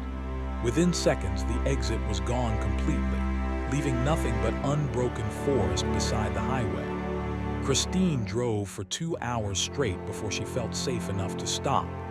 When she finally pulled into a truck stop in Texas, she sat in her cab and shook for 15 minutes. She called her dispatcher from the truck stop payphone. Her cell service was back and reported the delay without explaining the real reason. She delivered her load late and took the penalty. Christine drove for 6 more years after Ashford, but she never took Highway 82 through that part of Louisiana again. She looked for Ashford on maps, searched for it online, tried to find any record of the town. Nothing. It didn't exist in any official records. No town by that name in that area. No Earl's Automotive. No Ashford Inn. But Christine knows it's there, hiding in the spaces between the maps, waiting for the next traveler with mechanical trouble to take an exit that shouldn't exist into a town that shouldn't be possible. A town that feeds on travelers somehow, in ways Christine doesn't want to understand. She knows there are probably others there now, trapped in that impossible place, driving in circles, trying to escape while the people of Ashford watch with their intense, hungry stares. Sometimes Christine wakes up at night from dreams where she's back in Ashford, where she didn't make it through the forest, where her truck is still driving in endless loops through streets that rearrange themselves. In those dreams, she becomes one of the watchers, standing on a sidewalk, staring at the next lost traveler with that same intense focus. She wakes up gasping, checking her GPS to make sure she's somewhere real, somewhere that exists on maps, somewhere that will let her leave when she wants to. Because Christine Morrison learned that not all towns are fixed points on a map. Some of them are living things, things that hunt, things that trap and feed. And if you're not careful, if you take the wrong exit, you might find yourself in one of those places, and you might never leave. Story 6, The Convoy from Hell. Derek Walsh had been hauling petroleum products for 11 years, and he developed a healthy respect for his cargo. Fuel was dangerous, flammable, explosive, and strictly regulated. Derek followed every safety protocol to the letter, checked his equipment obsessively, and maintained his tanker truck like his life depended on it, because it did. He was part of that rare breed of drivers who hauled hazmat and never had an incident, not once in 11 years. That perfect record ended on a cold February night in West Virginia. Derek was hauling refined gasoline from a terminal in Charleston, heading east toward Virginia on Interstate 64. It was just after midnight and the roads were empty. A light snow had been falling for the last hour, nothing serious, just enough to make the road glisten in his headlights. His tanker was full, 8,000 gallons of premium unleaded, and he was making good time. Around 1 in the morning, Derek noticed headlights in his mirrors. Another truck was coming up behind him, moving fast, too fast for the conditions. Derek kept to the right lane, giving the other truck plenty of room to pass. But instead of passing, the truck pulled up alongside him and matched his speed. Derek glanced over. It was another tanker truck, almost identical to his own. Same model, same configuration. The driver, Derek, could barely see him in the darkness, looked over at Derek and waved. Not a friendly wave, more like a signal. The driver was pointing ahead, gesturing insistently. Derek looked forward but didn't see anything unusual, just empty highway stretching ahead. When he looked back at the other tanker, the driver was still pointing, more urgently now. Then the other tanker accelerated and pulled ahead. Derek watched its taillights grow distant, and then the truck disappeared around a curve. Derek shrugged it off. Maybe the guy was just being friendly, or maybe he was nuts. Lots of strange people on the road at night. But 2 minutes later, Derek came around that same curve and saw something that made his blood run cold. There were trucks ahead, a lot of trucks. All tankers, just like his, stretched out in a line that disappeared into the snowy darkness. There had to be at least 20 of them, all traveling in perfect formation, perfectly spaced, all moving at exactly the same speed. Derek had been driving long enough to know that this wasn't normal. Tankers didn't travel in convoys like this. It violated safety regulations. Each hazmat vehicle was supposed to maintain significant distance from others. Grouping them together like this was insane and illegal. He reached for his CB radio. "Breaker, breaker, this is Fuel Runner calling the convoy ahead. What's going on up there?" Static answered him for a moment, and then a voice came through. "Join the line, Fuel Runner, take your position. We're all going to the same place." "What place? Who is this?" "Take your position." The voice was flat, emotionless, and somehow wrong. It sounded human, but not quite right, like a computer trying to mimic human speech. Derek's instincts screamed danger. He eased off the accelerator, slowing down, intending to let the convoy get ahead of him and then take the next exit. But as soon as he started to slow down, the last truck in the convoy slowed too, matching his speed exactly. "Take your position," the voice on the CB repeated. "You can't deviate. You're part of the convoy now." Derek tried to slow down more, but the truck behind him, the one that had pulled up beside him earlier, was suddenly right on his bumper, so close Derek could see every detail of its grille in his mirrors. If he braked, there would be a collision. And with two tankers full of gasoline, a collision meant death for both drivers and probably anyone else within a quarter mile. "What the hell is this?" Derek shouted into the CB. "This is the convoy from hell," the voice answered, and this time there might have been something like amusement in it. "We run this road every night. We've been running it for a long time, and now you're running it with us." Derek's hands tightened on the wheel. This was impossible. This had to be some kind of elaborate prank or a bad dream. But the trucks ahead of him were real, he could see them. The truck behind him was real, uncomfortably real, inches from his rear bumper. He tried calling 911 on his phone. No signal. He tried his dispatch emergency line. No signal. Every communication channel was dead except for the CB radio, which continued to crackle with occasional bursts of static. The convoy maintained its steady pace, 55 miles per hour, perfectly coordinated. Derek noticed that none of the trucks had company markings. They were all blank white tankers with no logos, no identification numbers, nothing. His own truck had his company's name and dot numbers clearly displayed. These had nothing. "Where are we going?" Derek asked into the CB, trying to keep his voice steady. "To the end of the line," the voice answered. "We're always going to the end of the line, but we never quite get there." Derek's GPS showed they were still on I-64, heading east, but something was wrong with the display. The map looked distorted, stretched, with the road ahead extending impossibly far. According to the GPS, they should be approaching a town, but Derek saw no signs of civilization. Just darkness, snow, and the endless line of tanker trucks. Time started to feel wrong.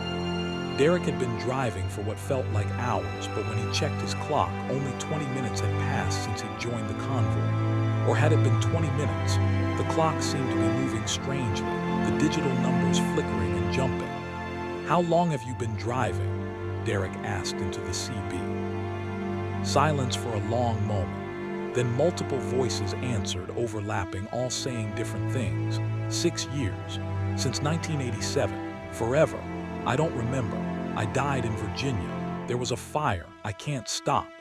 The voices faded back into static, and Derek felt panic rising in his chest. This wasn't real. This couldn't be real. He was hallucinating, maybe carbon monoxide poisoning, maybe he'd fallen asleep and this was a nightmare. But everything felt real. The steering wheel under his hands, the rumble of the diesel engine, the weight of the trailer behind him, the snow on the windshield, the red taillights of the truck ahead. All of it was solid and concrete and undeniably real. Derek tried to change lanes to pull out of the convoy, but when he started to turn the wheel, it wouldn't move. It was locked in position, as if controlled by some external force. He pulled harder, using all his strength, but the wheel wouldn't budge. The truck maintained its position in the convoy, perfectly aligned, perfectly spaced. "You can't leave the convoy," the voice on the CB said. "No one leaves the convoy. We tried. We all tried." "Who are you?" Derek demanded. "What do you want? We're drivers, just like you. We hauled fuel, just like you. We thought we were safe, following all the rules, doing everything right. But the road has other plans. The road takes what it wants." Derek looked ahead at the endless line of tankers. "Are you all dead?" "Some of us, maybe all of us. It's hard to tell. Does it matter? We're still driving. There has to be a way to stop." "There's only one way to stop," the voice said, and now it sounded sad. "But I don't think you want to know what it is." Derek tried everything he could think of. He tried turning off his engine, but the key wouldn't turn. He tried putting the transmission in neutral, but the shifter was locked. He tried the emergency brake, but it didn't engage. The truck was no longer under his control. It was being driven by something else, some force that had taken over all its systems. The snow was falling heavier now, and the visibility was decreasing. But the convoy never slowed, never wavered. 20 tankers moving in perfect synchronization through increasingly dangerous conditions. "What happens at the end?" Derek asked, his voice barely a whisper. "There's always an accident," the voice answered. "Something causes a collision. A deer jumps out. A car crosses the median. A tire blows. And when one tanker goes, they all go. 8,000 gallons of gasoline times 20 trucks. Do you know what kind of explosion that makes?" Derek did know. He'd seen videos in his hazmat training. A single tanker explosion could create a fireball hundreds of feet across, temperatures hot enough to melt steel. 20 tankers would create an inferno that could be seen for miles. "How do I get out of this?" Derek asked, tears streaming down his face now. "You can't, that's what we're trying to tell you. This is the convoy from hell, and once you're in it forever. We drive until the accident, and then we burn, and then we start over. Same road, same convoy, same ending, over and over." Derek refused to accept it. There had to be a way out. There was always a way out. He'd been in bad situations before and had always found a solution. Think, he told himself. Think like a driver. What would break this pattern? He looked at his fuel gauge. 3/4 full, plenty of diesel to keep the truck running for hours. But what if he ran out?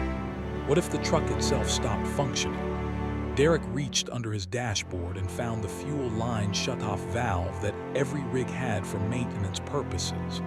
It was against every instinct he had as a driver to deliberately sabotage his own truck, but he was out of options. He opened the valve, bleeding fuel from the line. The engine would run for a while on the fuel still in the system, maybe 20 minutes, but eventually it would sputter and die. And then he'd stop. He had to stop. "What are you doing?" the voice on the CB asked, and for the first time it sounded concerned. "You can't do that." "Watch me," Derek said. "If you stop, the truck behind you will hit you. The collision will start the chain reaction. You'll kill us all."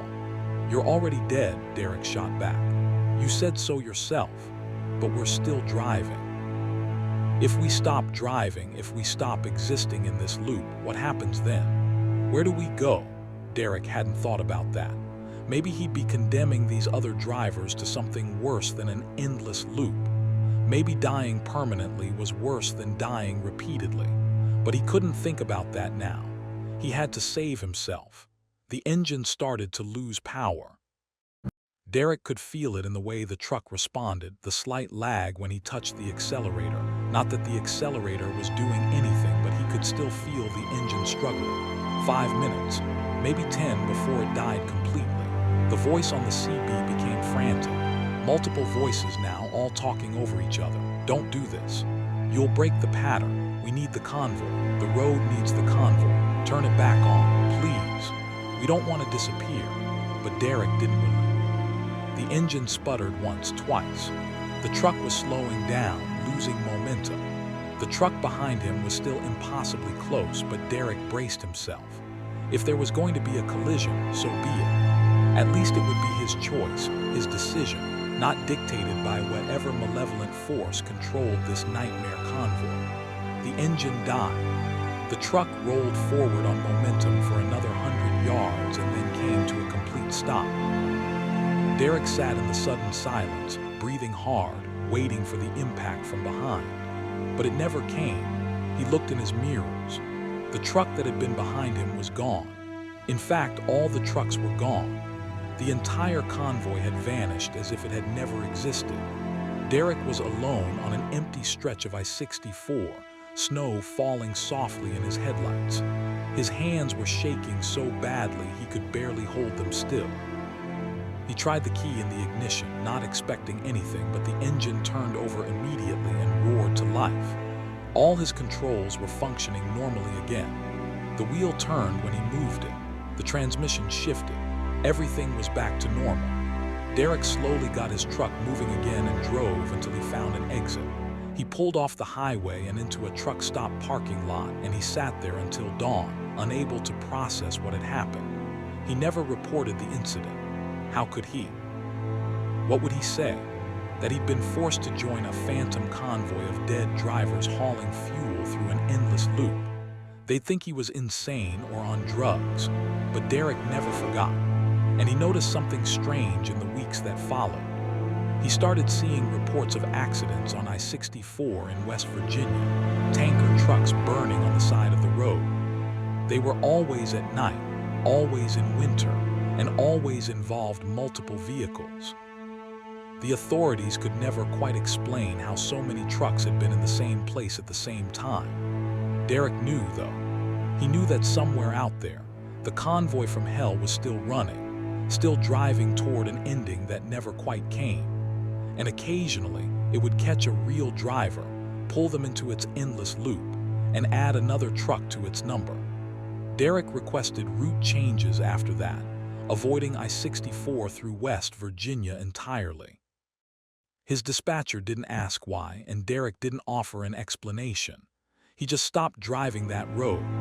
But sometimes, late at night when he's hauling fuel through empty highways, Derek will check his mirrors compulsively, making sure there's no tanker truck pulling up beside him, no driver waving and pointing ahead, no convoy forming in the darkness. Because Derek Walsh knows that the road takes what it wants. And once you're part of the convoy from hell, the only way out is to break the pattern completely. He just hopes he never has to find out what happened to those other drivers, the ones who'd been running that loop for years or decades. Did they disappear when his truck stopped? Did they finally die for real? Or did they find themselves back at the start of the convoy, confused and disoriented, wondering why one truck was missing from their number? Derek doesn't want to know the answers. He just drives, stays alert, and prays he never sees that convoy again. Because next time he might not be able to escape. Next time the road might not let him break free. And he'll become just another voice on the CB radio, warning the next driver that there's no way out, that we're all going to the end of the line, that this is the convoy from hell and we've been driving forever. Story 7. The rest stop at the end of the world. Angela Reed had been driving for 22 years, long enough to know every rest stop, truck stop, and diesel pump along her regular routes. She had her favorites, the ones with clean bathrooms, decent coffee, and friendly staff, and she had the places she avoided. But she'd never encountered a rest stop quite like the one she found on that October night in Montana. She was hauling agricultural equipment from Idaho to North Dakota, running I-94 through Montana when she realized she needed to stop. It was just past midnight and she'd been driving for 9 hours straight. Her back ached, her eyes were burning, and company regulations required a rest break. According to her map, there was a rest area coming up in about 15 miles. The sign appeared in her headlights, rest area 2 miles. Angela put on her turn signal and took the exit. The rest area was set back from the highway, accessed by a curved road that wound through a small valley. As Angela drove toward it, she noticed the landscape had a strange quality. The trees looked wrong, too tall, too thick, their branches forming an unnatural canopy overhead. The darkness felt heavier here, more oppressive. The rest area itself looked normal at first glance. Standard configuration, parking lot for cars on one side, truck parking on the other, a central building with restrooms and vending machines. Solar-powered lights illuminated the area with harsh white light. There were a few cars parked in the car section and one other semi-truck in the truck lot. Angela pulled into a spot, shut down her engine, and sat for a moment, enjoying the silence. The wind was blowing outside, making the trees sway and creak. She grabbed her phone to check messages. No signal. That wasn't particularly unusual. Rest areas in rural Montana often had spotty coverage. She got out of her truck and walked toward the restroom building. The air was cold and smelled of pine and something else, something slightly unpleasant that Angela couldn't quite identify, like spoiled meat but distant, faint. The restroom building was well lit and appeared clean. Angela went inside and took care of business, then splashed water on her face at the sink. The water was ice cold and smelled faintly of sulfur like it came from a well. She dried her hands and looked at herself in the mirror. Her reflection looked tired, dark circles under her eyes. Behind her reflection, Angela thought she saw movement, a shadow passing across one of the stall doors. She spun around, but there was nothing there. All the stall doors were open, all the stalls empty. Angela chalked it up to fatigue and left the restroom. Outside, she noticed something odd. The other semi-truck in the lot, she'd seen it when she pulled in, looked familiar. Same model as her truck, same color, same company logo. She walked closer, her unease growing. It wasn't just similar to her truck, it was identical. Same license plate, same small dent in the right fender she'd gotten 3 months ago. Same proud Navy mom sticker on the driver's door. Angela was looking at her own truck, but her own truck was parked 3 spaces away. She could see it clearly in the harsh security lights. She turned back and forth, looking from one truck to the other. They were completely identical down to the smallest detail. Her heart pounded. This wasn't possible. Trucks didn't duplicate themselves. She walked back to what she thought was her truck, the one she'd driven in and parked, and checked the door. Locked just as she'd left it. She used her key fob to unlock it and the lights flashed. This was her truck. So what the hell was the other one? Angela walked over to the duplicate truck. She tried the door. Locked. She peered through the window. The interior looked exactly like hers. Same seat covers, same GPS mount, same air freshener hanging from the mirror. Everything was identical. She backed away, her breath coming fast. This was wrong. This was deeply wrong. She needed to leave, get back on the highway, put distance between herself and this impossible rest area. But when she turned back toward the exit road, she couldn't see it. The road she'd driven in on was gone. Instead, there were just more trees, dense and impenetrable in the darkness. The rest area was surrounded by forest on all sides. Angela pulled out her phone again, desperately hoping for a signal. Still nothing. She tried calling 911 anyway, but the call wouldn't connect. She tried her dispatcher. Same result. Her phone was useless. She noticed the cars in the parking lot then. Really noticed them. There were 5 of them and they looked old. Not classic old, but abandoned old. They were covered in dust and debris, tires flat, windows grimy. One of them had a license plate from 1993. Another had a tree sapling growing up through its broken windshield. These cars had been here for years, decades maybe. Angela walked to the main building looking for someone, anyone. There had to be an attendant or a security guard, but the building was empty. The lights were on. The vending machines were humming, but there were no people. She looked at the vending machines more closely. The products inside looked normal at first, candy bars, chips, drinks, but the branding was all wrong. The logos were slightly off, the colors not quite right. A candy bar that should have been called Snickers was labeled Snacker. A soda that looked like Coke was called Cola. Like someone had tried to recreate familiar products but had gotten the details wrong. There was a bulletin board on the wall with community notices and safety information. Angela read them, her unease growing. The notices were all dated, but the dates made no sense. Some were from the future, March 2027, June 2029. Others were from the past, November 1982, August 1974. One notice was advertising a community meeting to discuss the incident, but it didn't specify what incident or when it had occurred. Angela heard footsteps behind her and spun around. A man was standing in the doorway, silhouetted against the security lights outside. He was middle-aged, wearing jeans and a jacket, and he looked as confused and frightened as Angela felt. "Thank God," Angela said. "I thought I was alone here. Do you know what's going on? I can't find the exit and my phone won't work, and there's another truck that looks exactly like mine."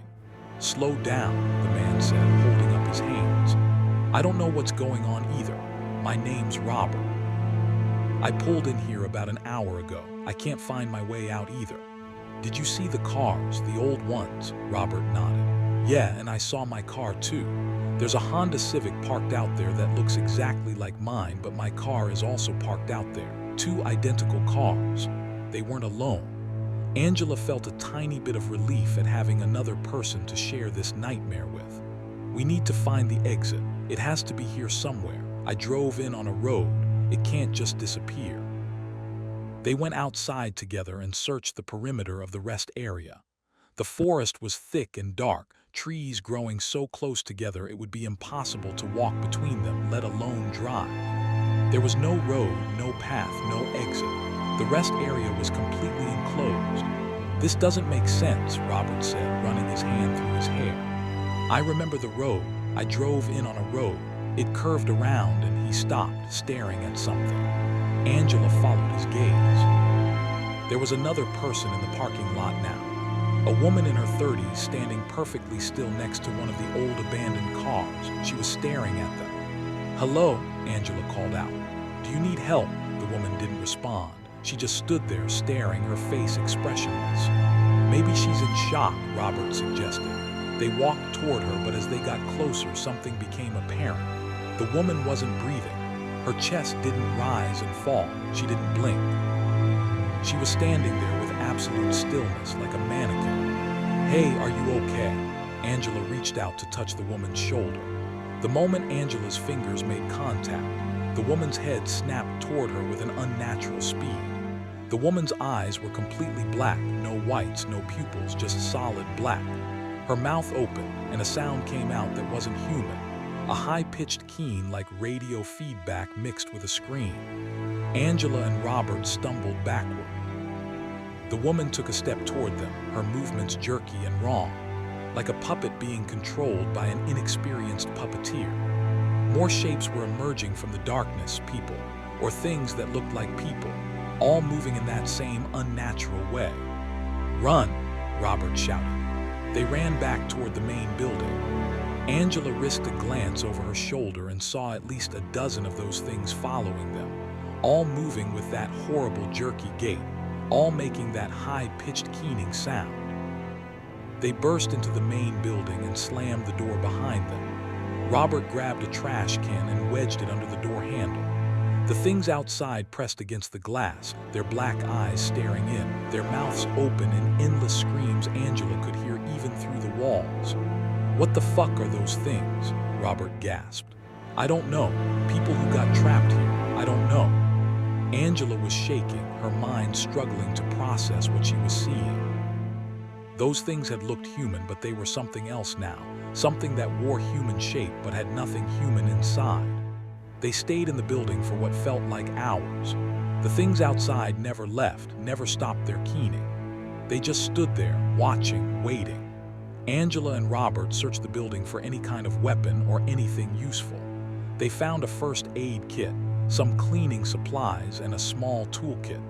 Nothing that would help them escape or defend themselves. Robert found a door marked staff only and tried the handle. It was unlocked. Inside was a small office with a desk, a filing cabinet, and a computer. The computer was on, the screen showing a login prompt. Angela sat at the keyboard and tried random passwords. After a few attempts, the computer unlocked. There had been no password at all. The desktop loaded and Angela clicked on the only icon there, a folder labeled Records. Inside were files, hundreds of files. Each one was labeled with a name and a date. Angela opened one at random. It was a brief report. Samuel Chen arrived October 3, 1997. Vehicle 1994 Ford Taurus. Unable to locate exit. Subject remained at rest area for 7 days before transformation was complete. Current location, parking space C7. Angela's blood turned to ice. She opened another file. Margaret Louise Harris arrived June 18, 2004. Vehicle 2003 Honda Accord.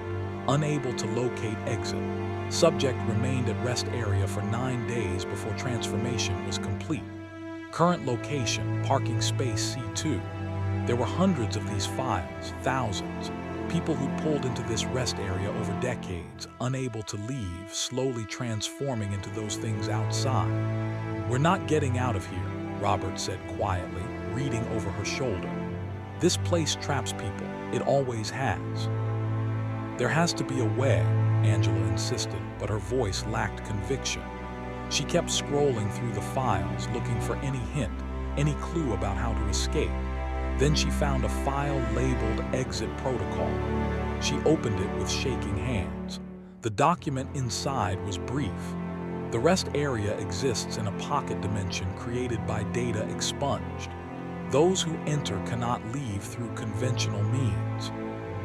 The dimensional pocket feeds on human consciousness, slowly draining it until the subject's body becomes an empty vessel, part of the rest area's own defense mechanism.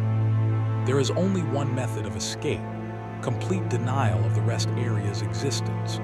If the subject can convince themselves absolutely and completely that the rest area is not real, that they are still driving on the highway, the dimensional pocket's hold on them will break. However, this requires absolute conviction. Doubt will trap the subject permanently. Success rate, less than 1%. Angela read the document 3 times, trying to understand it, convince herself it wasn't real. How could she convince herself of that when she was standing in it, when those things were outside the windows, when everything was undeniably, terrifyingly real? What does it mean? Robert asked. It means we have to believe we're not here, Angela said slowly. We have to reject this reality completely. Believe absolutely that we're still on the highway, still driving, that none of this exists. That's insane. Yeah, it is. They tried. God, they tried. They sat in that office and closed their eyes and tried to convince themselves that the rest area wasn't real. Angela visualized herself back in her truck, driving down I-94, the highway stretching ahead. She told herself over and over that she was driving, that this was all a hallucination, that the rest area didn't exist. But she could hear those things outside. She could smell the sulfur water from the restrooms. She could feel the cold air, the hard chair she was sitting on. Reality was too strong. She couldn't deny it. Hours passed. Maybe days. Time felt strange here, fluid. Angela and Robert took turns keeping watch, sleeping in shifts. They rationed the snacks from the vending machines, which worked despite the odd branding. The things outside never left. Angela felt herself starting to change. It was subtle at first, her thoughts becoming sluggish, her emotions feeling distant and muted. She looked at her hands and noticed her fingernails were turning black at the tips. The transformation was beginning. We're running out of time, she told Robert. He nodded. His eyes had dark circles under them, and when he spoke, his voice sounded flat, emotionless. He was changing too. Angela made a decision. If she couldn't convince herself she was still on the highway, maybe she could do something else. The document had said complete denial of the rest area's existence. What if she didn't deny it with her mind, but with her actions? She stood up and walked to the door. "What are you doing?" Robert asked. "I'm leaving," Angela said simply. "I'm walking out of here and getting back in my truck and driving away, because this place can't hold me. It's not real. It has no power over me." She removed the trash can from under the door handle. The things outside immediately pressed closer, their keening growing louder. Angela took a deep breath and opened the door. She walked straight through them. The things reached for her, their fingers brushing her jacket, but Angela kept walking, kept moving forward, kept telling herself with every step that she was leaving, that she was free, that this place had no power over her. She reached her truck, her real truck, not the duplicate, and got inside. She started the engine. It roared to life. She put it in gear and drove straight toward where the exit should be, where the exit had to be, where the exit was. The trees rushed toward her, solid and impassable, but Angela didn't slow down. She kept driving, kept her foot on the accelerator, kept believing absolutely that she was on the highway, that she had never left the highway, that the rest area was a lie. The truck hit the trees, and Angela was on I-94, driving through the Montana darkness, her truck humming along at 65 miles per hour. She checked her mirrors frantically. Behind her, there was nothing but empty highway. No rest area, no exit sign, just road. She looked at her clock. Only 10 minutes had passed since she'd been thinking about finding a rest stop. 10 minutes. Not hours, not days, 10 minutes. But her fingernails were still black at the tips. And when she looked at her GPS, it showed she traveled exactly 0 miles in the last 10 minutes, as if her truck had been stationary the entire time. Angela drove for 3 more hours straight, not stopping, barely breathing, until she reached a truck stop with bright lights and people and noise and blessed, normal reality. She inspected her truck thoroughly. There was no damage, no sign she'd driven through a forest. But that other truck, the duplicate, had been real. She touched it. She never told anyone about the rest stop at the end of the world. But she looked for it afterward, studied maps, tried to figure out where it had been. She never found it listed anywhere. No rest area in that stretch of I-94. According to official records, there was nothing there. But Angela knows it exists. waiting in some folded pocket of reality, trapping travelers who make the mistake of stopping there. And she knows that Robert probably didn't make it out. She hadn't looked back when she drove away. She couldn't. Looking back would have meant doubt, and doubt would have trapped her. Sometimes Angela wonders if Robert is still there, transformed now into one of those things with black eyes and jerky movements, standing in that parking lot waiting for the next traveler to arrive. She wonders if someday she'll pull into a rest stop somewhere and see him there, wearing her friend's face but empty inside. She never stops at rest areas anymore. Never. She'd rather risk a ticket for parking illegally at a gas station or driving over her hours than pull into another rest area. Because Angela Reed knows that some rest stops aren't stopping points on a journey. They're the end of the journey. Forever. Story 8. The Thing in the Trailer. Marcus Freeman had been hauling refrigerated freight for 16 years, and he developed an almost intimate relationship with the sounds of his reefer unit, the refrigeration system that kept his trailer's cargo cold. He knew its normal rhythm, the way the compressor cycled on and off, the gentle hum of the fans, the occasional click and hiss of the cooling system. He could diagnose problems by sound alone, often before the temperature gauges showed any issues. So when Marcus picked up a load of frozen seafood in Alaska bound for Seattle, he immediately noticed that the reefer sounded wrong. Not broken exactly, but different. There was an additional sound underneath the normal mechanical noises, a kind of scratching or scraping that came and went irregularly. He was at the distribution center in Anchorage when he first heard it. The trailer had just been loaded and sealed, and Marcus was doing his pre-trip inspection, checking seals, lights, brakes, and tire pressure. As he walked along the side of the trailer, he heard it clearly, scritch, scritch, scritch, like something was scraping against the inside of the trailer walls. Marcus stopped and listened. The sound continued for a few seconds, then stopped. He waited. Nothing, just the normal sound of the reefer unit working. He knocked on the trailer side. "Hello, anyone in there?" It was a silly question. The trailer had been sealed with a numbered lock, and there was no way anyone could have gotten inside. But that scratching sound was too deliberate, too rhythmic to be mechanical. No answer. Marcus shrugged it off.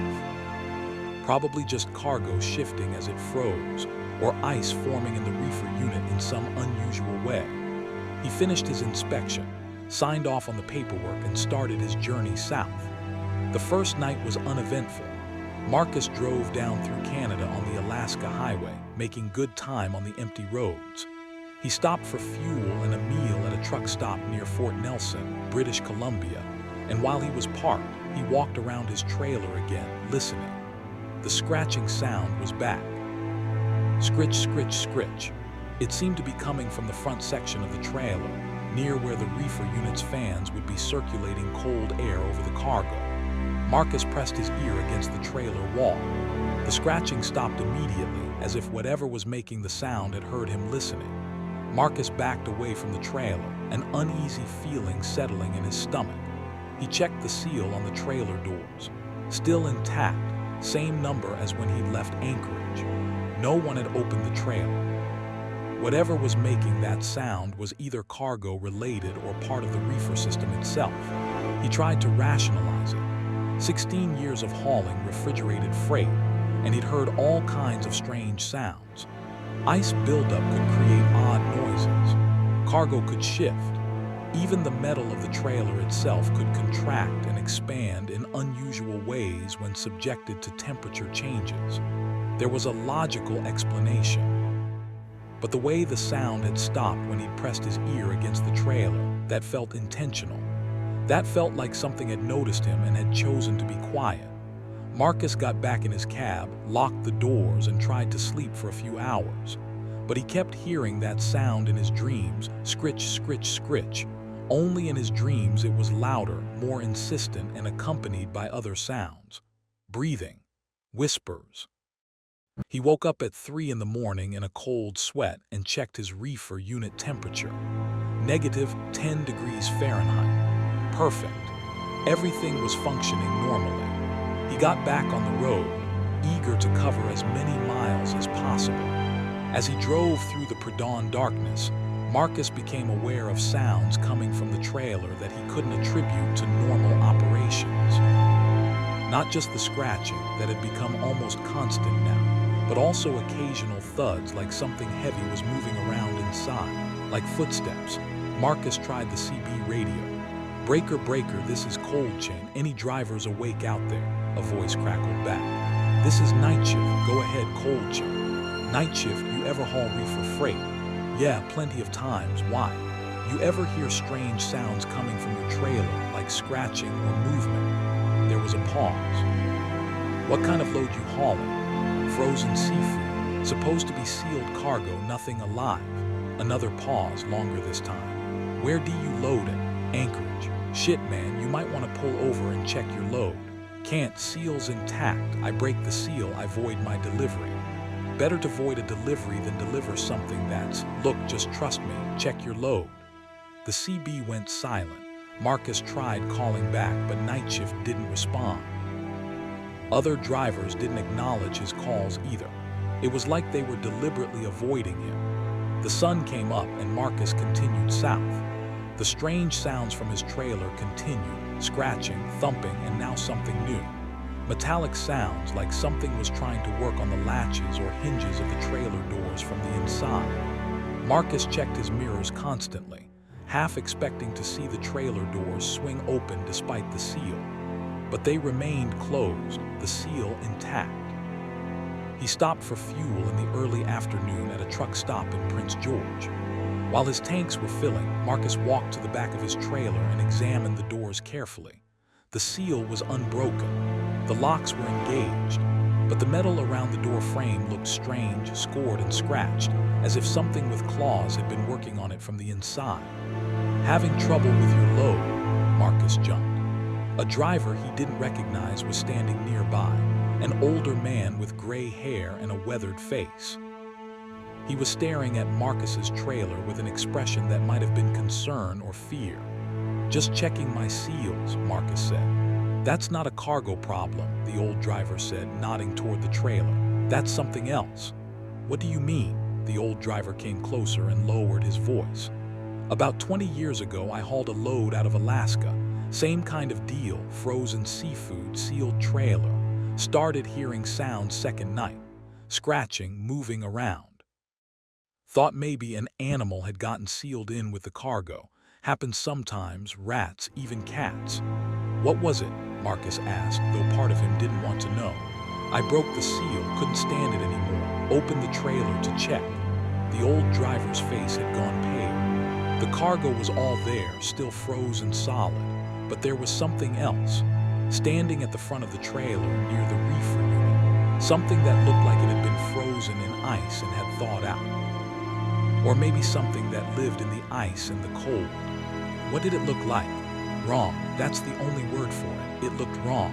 Like someone had tried to build a human but had gotten the proportions off. Too tall, limbs too long, face too empty. And it was cold, not just cold like frozen cold. Cold like it was made of cold, like cold was its substance. Marcus felt his blood chill.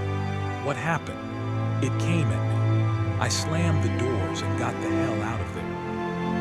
Drove straight to my delivery, dropped the trailer, and never asked what happened when they opened it. I just told them the seal was broken and drove away. Never hauled out of Alaska again. "You think that's what I've got in my trailer?" The old driver shrugged. "Maybe.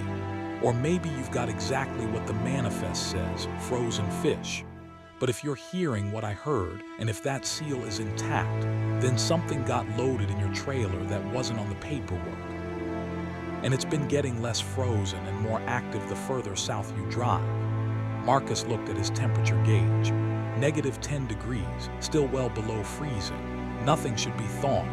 But he was a lot further south than Anchorage now, and the ambient temperature was much warmer. "What should I do?" "Your choice. Break the seal and check. Risk voiding your delivery and coming face to face with whatever's in there. Or keep driving, deliver the load, and let someone else deal with it. Either way, I'd recommend not stopping for too long. And don't sleep in your cab while you're still hooked to that trailer." The old driver walked away, leaving Marcus standing beside his trailer, heart pounding. The fuel pump clicked off and Marcus moved to complete his transaction, his mind racing. He couldn't break the seal. His contract was explicit. Breaking the seal before delivery meant forfeiting his entire payment, and he needed that money. But the thought of driving another 1,000 miles with whatever was in that trailer made his skin crawl. Marcus made a decision. He'd keep driving, but he'd do it without stopping for sleep. He'd push through straight to Seattle, deliver the load as fast as possible, and be done with it.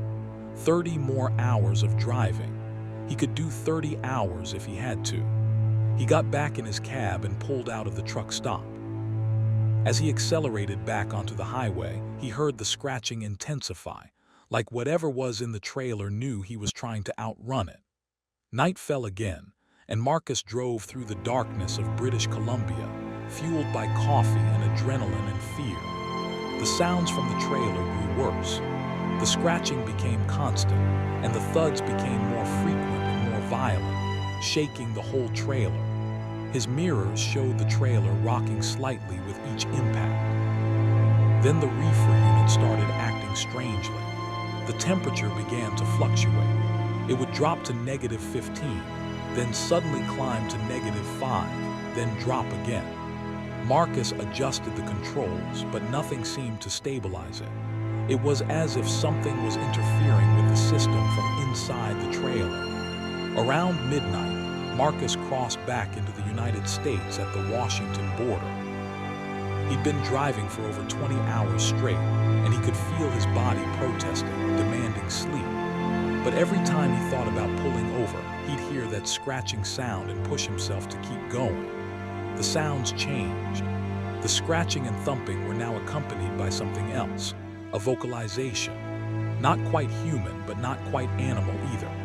A kind of keening moan that rose and fell, muffled by the insulated trailer walls but clearly audible.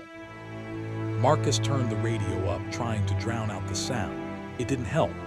The moaning continued, varying in pitch and intensity, sometimes sounding almost like words in a language Marcus didn't recognize.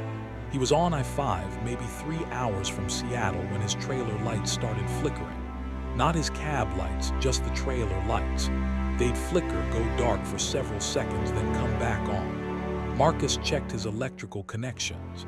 Everything seemed fine. But the lights kept flickering. Then, in one of those dark periods when the trailer lights were off, Marcus looked in his side mirror and saw something that made him nearly swerve off the road. There was a face pressed against the small window at the front of the trailer, the window that let drivers check inside without opening the doors.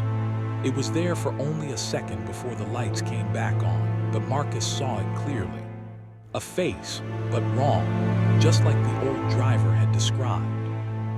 Proportions off, features in places they shouldn't be, and eyes that reflected his truck's lights like an animal's eyes, but with an intelligence behind them that was distinctly not animal. Marcus screamed and jerked the wheel, almost losing control of the truck. He managed to straighten out, breathing hard, checking his mirror again. The face was gone, but the moaning from the trailer had increased in volume, becoming almost triumphant. Whatever was in there was waking up, or thawing out, or coming fully into whatever passed for life in its existence, and it knew it would be free soon. Marcus pushed his accelerator down as far as he dared, pushing 80 miles per hour in his loaded rig. He had to get to Seattle, had to deliver this load, had to be done with this nightmare. The last 2 hours were the longest of Marcus's life. The thing in the trailer was actively moving around now, walking back and forth, occasionally running and hitting the walls with enough force that Marcus could see the trailer's skin bulging outward. The temperature gauge showed the reefer unit was failing. Temperature was climbing towards 0, then above 0. His cargo was thawing, but Marcus didn't care about the cargo anymore. He just wanted this thing off his truck. He reached the distribution center in Seattle at 5 in the morning, having driven for over 30 hours straight. The facility was just opening, receiving clerks arriving for the day shift. Marcus backed his trailer up to the dock with shaking hands, disconnected his airlines and electrical, and got out of his cab. "I need you to unload this right now," he told the supervisor. "We don't start unloading until 7, the supervisor said, checking his clipboard. "I don't give a shit about your schedule. There's something wrong with this load. The reefer unit failed. Everything's thawing. You need to unload it now before it all spoils." The supervisor checked Marcus's temperature log and saw the erratic readings. "Jesus, okay, let me get a crew." They cut the seal and opened the trailer doors. Marcus stood well back, expecting that thing to come lunging out, but nothing emerged. The crew started unloading pallets of frozen seafood boxes. Everything looked normal. No signs of any intruder, no mysterious entity, nothing out of the ordinary. The supervisor examined the inside of the trailer. "I don't see any problems except the temperature control. Looks like you've got some partial thawing in the front sections." "There was something in there," Marcus insisted. "I heard it, I saw it." The supervisor gave him a skeptical look. "You drive straight through from Alaska?" "Yeah." "No sleep?" "No. Probably hallucinated from fatigue, man. Happens to drivers who push too hard. Get some rest." They finished unloading. The trailer was completely empty. No hidden creature. No signs of anything unusual beyond the spoilage from temperature failure. Marcus inspected it himself, checking every corner. Nothing. He should have felt relieved, but he didn't. Because when they were unloading the last pallets from the front of the trailer near the reefer unit, Marcus saw something that the supervisor had missed. Scratches on the inside of the trailer walls. Deep gouges in the metal, far too large to have been made by any tool. And near the front, where that face had appeared in the window, there was frost in a pattern that looked almost like a handprint. But the handprint had 6 fingers. Marcus declined another load going back north. He told his dispatcher he needed time off, needed to rest. He found a motel and slept for 14 hours straight, but his dreams were full of scratching sounds and wrong faces and hands with too many fingers reaching for him in the cold. He never hauled out of Alaska again, and whenever he was assigned a reefer load, Marcus would inspect the trailer thoroughly before accepting it, looking for any signs of scratches or unusual sounds. Because he knew now that sometimes cargo manifests didn't list everything in the trailer. Sometimes there were things that got loaded in the far north, things that lived in the permafrost or the deep freeze, things that were shipped south with the regular cargo. And sometimes those things woke up during transport. Marcus had delivered his load. The thing in the trailer had been unloaded with the frozen seafood, or had escaped when the doors were opened, or had never been there at all except in his exhausted mind. He didn't know which explanation was true. But Marcus knew that somewhere in Seattle, something that shouldn't exist was now loose in the city. Something with 2 long limbs and wrong proportions and 6-fingered hands. Something that had hidden itself among pallets of frozen fish and had ridden 1,000 miles south into civilization. And he knew that someday, another driver would pick up a load in Alaska, and they'd hear scratching from inside their sealed trailer, and the whole nightmare would begin again. Because the things in the ice don't stay frozen forever. Eventually they thaw, eventually they wake up, and eventually they get hungry. Marcus just hoped he'd never have to haul them again. Story 9, the headlights that followed. Daniel Carter had been driving long-haul routes for 14 years, and he developed a kind of meditative relationship with the highway. When you're alone in a cab for 12 or 14 hours a day, you learn to notice patterns, rhythms, the flow of traffic around you. You become attuned to when something is out of place. That's how Daniel first noticed the headlights. He was driving through New Mexico on I-40, hauling electronics from Los Angeles to Atlanta. It was around 11 at night, and traffic was minimal. Daniel was in that comfortable zone, the road stretching ahead in his high beams, classic rock playing low on the radio. He just passed through Albuquerque, and the next major town was hours away. In his side mirror, Daniel noticed a pair of headlights about a quarter mile back. Not unusual, plenty of people drove at night. But something about these headlights caught his attention. They were positioned at an odd height, lower than a car but higher than a motorcycle, and their color was slightly wrong, more yellowish than the standard white or blue of modern headlights. Daniel watched them in his mirror as he drove. They maintained the same distance behind him, never getting closer or farther away. When Daniel sped up slightly, the headlights sped up. When he slowed down, they slowed down. Perfect synchronization. That was a little odd, but not impossible. Maybe someone was using him as a pace car, letting him set the speed and following along. Drivers did that sometimes, especially on long, empty stretches. But after 30 minutes, the headlights were still there, still maintaining that exact quarter-mile distance. Daniel changed lanes. The headlights changed lanes. Daniel moved back. The headlights moved back. Daniel frowned. This was starting to feel less like coincidence and more like intentional following.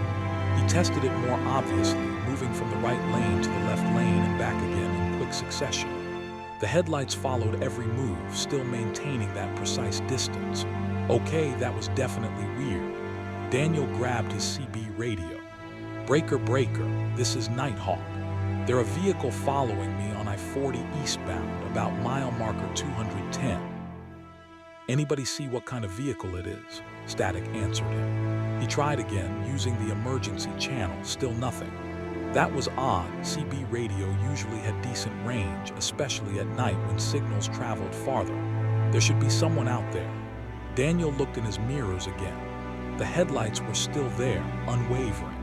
He tried to make out more details, but the distance and darkness made it impossible. He couldn't even tell if it was a car or a truck or something else. He decided to test the follower more aggressively. There was an exit coming up in 2 miles. Daniel would take it at the last second and see if the vehicle followed. If it did, he'd know for certain he was being deliberately followed. If it didn't, maybe this was all just paranoia. The exit sign appeared, rest area 1 mile. Daniel stayed in the left lane as if he wasn't planning to exit. The headlights behind him maintained position. Half a mile, quarter mile. At the last possible moment, Daniel cut across both lanes and took the exit, his trailer swaying slightly with the sharp maneuver. He looked in his mirrors. The headlights cut across both lanes and took the exit too, exactly mimicking his movement. Daniel's heart rate increased. That wasn't coincidence. That was deliberate. Someone or something was following him, matching his every move. But why and who? The rest area was small, just a parking lot with bathrooms and some picnic tables. Daniel pulled into the truck parking section and stopped, leaving his engine running. He watched his mirrors carefully. The headlights came down the exit ramp and entered the rest area. But instead of pulling into a parking spot, they stopped at the entrance to the lot, about 100 yards from Daniel's truck. The vehicle just sat there, headlights pointing directly at him. Daniel tried to see what kind of vehicle it was, but the headlights were too bright. He couldn't make out any shape or features beyond those 2 glowing points of light. He grabbed his phone and tried to zoom in with the camera, but the image was too dark and grainy to show any detail. He had a choice. He could get out and confront whoever was following him, or he could try to leave. Neither option felt good. Getting out meant facing an unknown threat. Leaving meant continuing to be followed, with this person or thing knowing his route. Daniel chose to leave. He put his truck in gear and pulled out of the parking spot, heading for the exit back to the highway. The headlights immediately moved, following him. As Daniel pulled onto the on-ramp, the headlights followed at the same distance. This continued for hours. Through New Mexico and into Texas, the headlights followed. Daniel tried every maneuver he could think of. He sped up to 80 miles per hour. The headlights kept pace. He slowed to 45. The headlights slowed. He took random exits and got back on the highway. The headlights followed every time. He tried calling the highway patrol on his phone, but every time he dialed, the call would connect and then immediately disconnect. He tried texting his dispatch. The messages wouldn't send. It was like some kind of jamming field was preventing his communications. The night wore on and Daniel's fear grew. This wasn't a prank. This wasn't someone playing games. This was something deliberate and malevolent. The headlights never varied, never got closer or farther, just maintained that exact distance like they were tethered to his truck by an invisible rope. Around 3 in the morning, Daniel was exhausted and terrified. He'd been driving for over 4 hours with this thing following him, and he was no closer to understanding what it was or how to escape it. His rational mind kept trying to find explanations. Maybe it was a government drone, maybe it was some kind of sophisticated tracking vehicle, but nothing made sense. Then the headlights changed. Instead of staying behind him, they started to move closer. Slowly, gradually, they narrowed the distance. Quarter mile became 1,000 feet, became 500 feet, became 200 feet. Daniel pushed his accelerator down, but the headlights kept closing. 100 feet, 50 feet. They were right behind him now, close enough that he could see them clearly in his mirrors. But he still couldn't see what was between the headlights. There should have been a vehicle, a body, some structure connecting the two lights, but there was nothing. Just 2 glowing headlights floating in the darkness, impossibly close together, impossibly bright. The headlights pulled up alongside him, matching his speed perfectly. They were right next to his cab now, at window level. Daniel refused to look directly at them, keeping his eyes on the road ahead. But in his peripheral vision, he could see that terrible glow. Then they moved ahead of him. The headlights accelerated past his truck and positioned themselves directly in front of him, about 50 feet ahead. And then they started to slow down. Daniel had no choice but to slow down too. He couldn't risk hitting whatever this was. Even if the headlights appeared to have no solid body, he didn't want to test that assumption at highway speeds. He eased off his accelerator and applied his brakes gently. The headlights continued to slow, forcing Daniel's speed down. 60 miles per hour, 50, 40, 30. They were crawling now, Daniel's big rig moving at barely more than a walking pace on the interstate. Any other traffic would have caught up to them, but the highway was completely empty. It was as if every other vehicle had vanished, leaving only Daniel and these impossible headlights. 20 miles per hour, 10, 5. The headlights brought him to a complete stop in the middle of the highway. Daniel sat there, engine idling, hands gripping the steering wheel so hard his knuckles were white. The headlights were directly in front of him, maybe 30 feet away, illuminating the inside of his cab with their yellow glow. Then they started to move again, but not forward or backward. They separated. The 2 lights moved apart from each other, one sliding to the left side of the highway, one to the right, until there was a gap between them wide enough for Daniel's truck to pass through. They wanted him to drive between them. Every instinct Daniel had screamed not to do it. This was a trap, a test, something that would end badly. But what choice did he have? He couldn't stay here forever. He couldn't reverse on the interstate. He couldn't go around. The headlights were positioned to block both sides. Daniel said a prayer under his breath and gently pressed his accelerator. His truck crept forward, approaching the gap between the 2 headlights. As he got closer, he could feel the temperature in his cab dropping, could see his breath fogging in the air, could feel an oppressive weight settling on his chest. The truck's hood passed between the headlights. Daniel felt like he was driving through something solid, like the air itself had become thick and resistant. His engine strained, even though he was barely moving. The headlights were right beside him now, one on each side of his cab, close enough to touch if he opened his windows. And then he saw what was inside the headlights. They weren't lights attached to a vehicle. They were openings, portals, windows into someplace else. Inside the left headlight, Daniel could see a highway stretching into infinity, but it was wrong. The road was red like blood, and there were vehicles crashed and burning along its length. Inside the right headlight, he saw the same highway, but flooded with water so deep that only the tops of buildings were visible. These were other roads, other realities, other versions of the highway he was driving. And something about his truck, his route, his presence here tonight had caused these other highways to intersect with his own. Daniel forced himself to keep driving, to not look directly into either headlight. His truck cleared the gap between them, and suddenly the weight lifted. The temperature returned to normal. He accelerated, leaving the headlights behind. When he checked his mirrors, they were still there, but they were moving back away from him, returning to that quarter-mile distance. They followed him for another hour, and then, just as dawn was breaking, they simply vanished. One moment they were there, the next moment his mirrors showed only empty highway behind him. Daniel pulled into the first truck stop he found and sat in his cab, shaking. He checked his logs. According to his electronic tracking system, he'd driven straight through the night with no stops, no slowdowns, maintaining highway speed the entire time.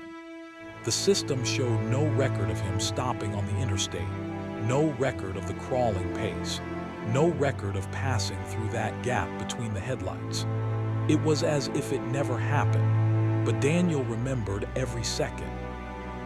And when he looked at his face in his rearview mirror, he saw that his hair, which had been solid brown when he'd started his trip, now had a streak of pure white running from his temple to the back of his head.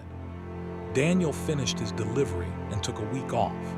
He tried to research what he'd experienced, searching for similar stories from other drivers. He found scattered accounts, other people who'd reported being followed by unexplained headlights, but none of them had described the headlights getting closer or forcing them to stop or showing them those impossible views of other highways. He talked to other drivers carefully, asking if they'd ever seen anything strange on night drives. Most dismissed it as road fatigue or hallucinations. But one old-timer in a truck stop in Oklahoma listened to Daniel's story and nodded slowly. "You drove through a crossing point," the old-timer said. "Places where different versions of the highway overlap. Most people never notice them. They pass through without realizing it. But sometimes, especially at night when the barriers are thinner, you can see between the worlds. The headlights are the highway's way of showing you the crossings. Most people, if they see them at all, the headlights just follow for a bit and then vanish. But if the headlights force you to stop, force you to look, that means the highway was considering keeping you, adding you to one of those other roads permanently." "Why didn't it?" Daniel asked. "You kept driving. You passed through the crossing without stopping, without looking directly into it. That's the key. If you'd stopped, if you'd really looked at what was in those headlights, you might have fallen through. Might have found yourself driving one of those other highways, the red one or the flooded one or 1,000 others. And you'd never find your way back."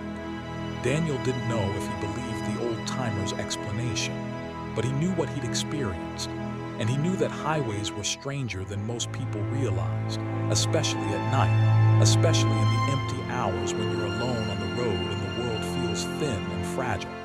He still drives, but Daniel Carter is more careful now. When he sees headlights in his mirrors at night, he pays attention to how they move, how they follow. If they start maintaining that exact distance, if they start matching his moves too precisely, he takes the next exit and stops until they're gone. Because Daniel learned that some headlights aren't attached to vehicles driven by people.